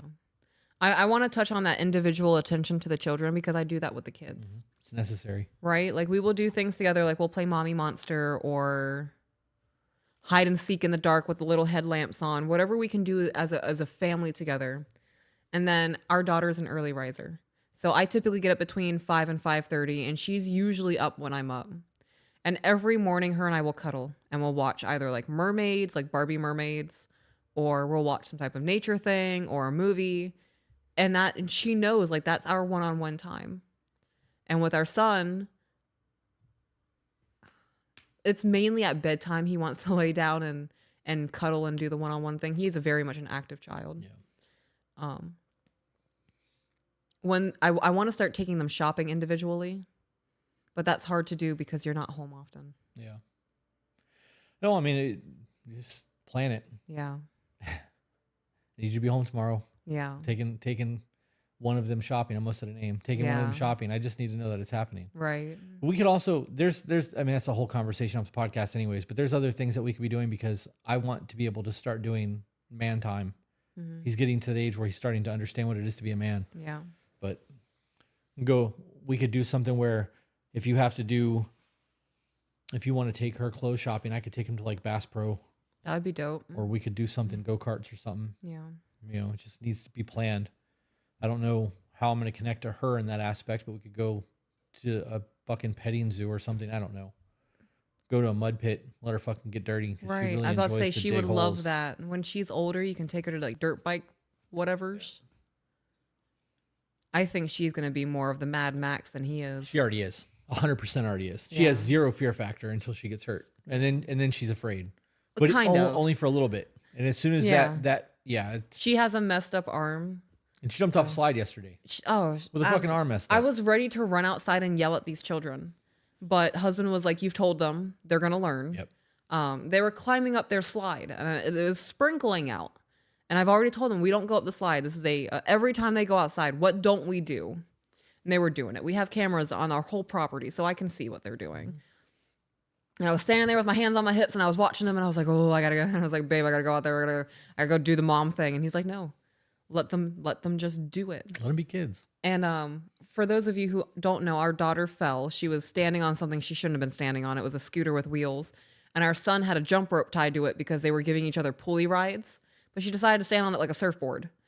Whole cataclysm of events. She's now in a wrap. But she learned. She did learn. And both of them were super apologetic. Our son was like, I'm so sorry, mommy. I'll never do that again. I was like, buddy, I don't even think that was your fault. Like, I know that you were holding the rope, but I saw her stand up on the thing. I was like, don't do that. And then she fell. And he was like, no, I know, but the rope was on there. Like, I don't want to be the reason Sissy fell. Like, there was a whole learning lesson for them. And that's just it. And it was 2 weeks ago. And she still has the bandage on. No fractures, no breaks. It's just a precautionary thing because of the growth plates that she has. And she's climbing up a slide with one arm wrapped.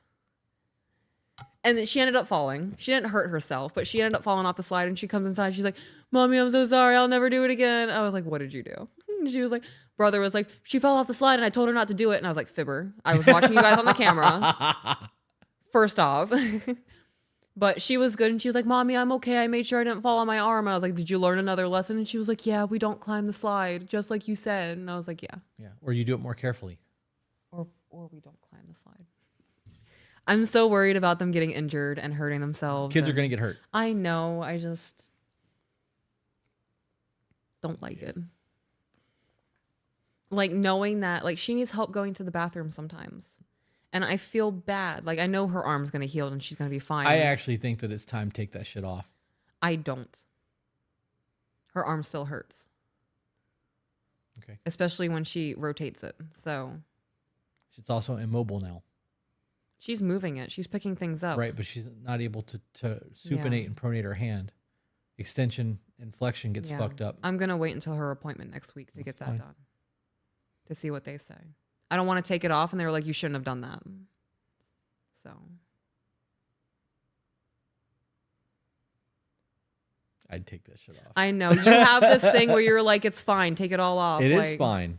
When I broke my elbow, when I messed up my ankle. We got you, and your elbow's fine. Yeah. And we got you to a doctor. It was broken. Right. We knew it. They put you in a splint. Right. But they're Yeah. in the physical therapy world, it gets to a Right. point where if you shorten a muscle or you remove mobility, the physical therapy that has to happen afterwards is so much fucking worse Yeah. than just dealing with the pain of it hurting while it's healing.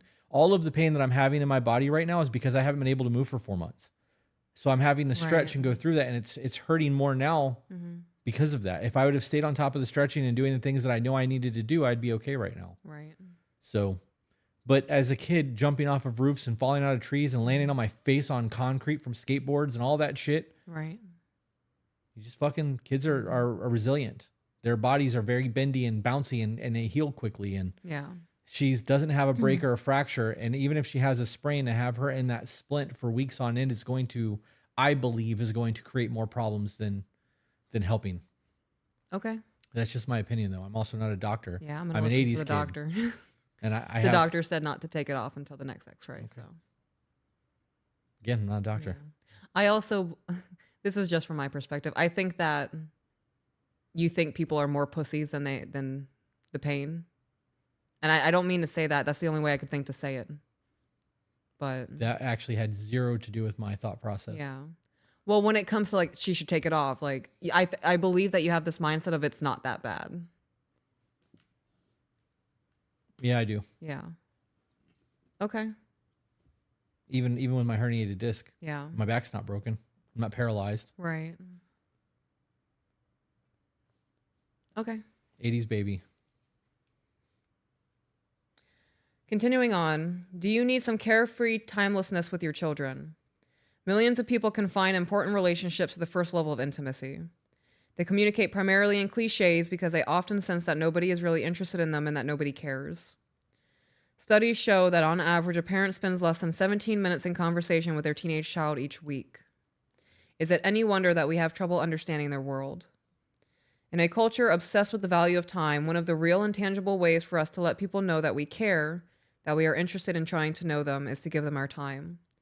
Not grudgingly and stingingly, but lavishly. Love is generous and abundant. By lavishing our time upon the people we love, we demonstrate that we love them, that we care about them, and that we are willing to make an effort to know and be known. Carefree timelessness is a key to moving beyond the first level of intimacy, out of the impersonal world of cliches and into the world of personal conversation. In fact, the lesson of carefree timelessness plays a significant role in all 7 levels of intimacy. Give the gift of carefree timelessness to your significant other, to your children, to your parents, to everyone with whom you have a high-level relationship with. Give the people you love the gift. Oh God, I'm skipping that sentence because he's just repeating himself now. Is there anything of relevance in the rest of that? Because if not, we can just wrap that up. I'm done. Okay, good. There were like 20 more carefree timelessness in that last paragraph. Yeah. I feel like you should start abbreviating it, homie. Like Or that low key started infuriating me. That's funny. Jenny said it's a Gen X thing. You're not dying, you're fine. I want to touch on that whole, I think that people are however you worded that, weaker than I think they are or whatever. I definitely don't think that's the case. I think that it's okay for kids to get hurt. It's okay for us to learn lessons and bounce our face off of concrete and do all the stupid shit that kids are going to do because we're going to recover from it. And those are the life lessons that we're going to have to learn. And like, I've broken a lot of bones in my body and I'm perfectly fine with all of it. My herniated discs are a pain right now, but none of the other things hurt. Even from my surgery, or my motorcycle accident, other than my tailbone still being crooked because it healed fucked up. Like, I don't have any pain from that. That was just a life experience that I had to go through and it fucking taught me something. Right. But kids are sponges. They are very, their immune systems are stronger than ours are in terms of like recovering from sickness. Yeah. Their body heals a whole lot faster than us. And I because I'm a country boy that grew up in the 80s, like we got hurt all the time and we're afraid to tell our parents over it. Right. And I know that like our upbringings were very different. And without getting into your past, you had some traumatic shit happen with your health because it was ignored. And I had put some dirt on it. Like the serious things like needing stitches and needing casts and surgeries was hospital worthy.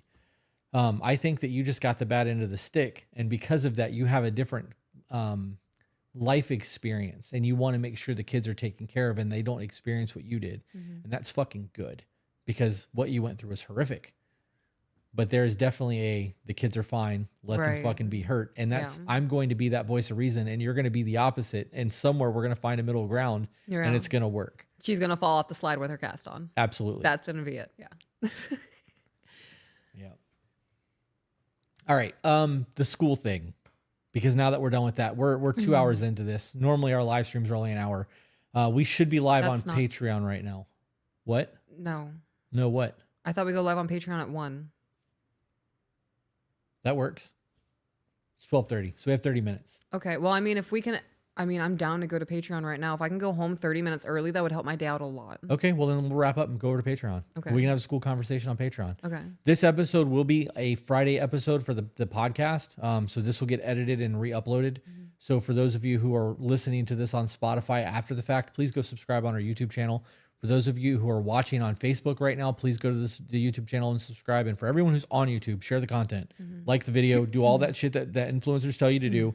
It fucking matters. It helps us stay relevant. Excuse me, I have the hiccups. It helps us stay relevant. And if you want to continue to see the podcast grow and thrive, sharing the content is the best way that you can support what we are doing. So if we've helped you at all, share the fucking content. Got anything else? All right, so we'll wrap up and go live on Patreon in like 15 minutes. Okay. Or we can go right away and then I'll get you the 30 minutes early. Or we'll I just can do go right away. I have nothing to do. Okay, I just have to swap everything over then. Okay. That being said, guys, remember you're the author of your own life. So grab a pen. And we'll see you on the next one. Bye, guys.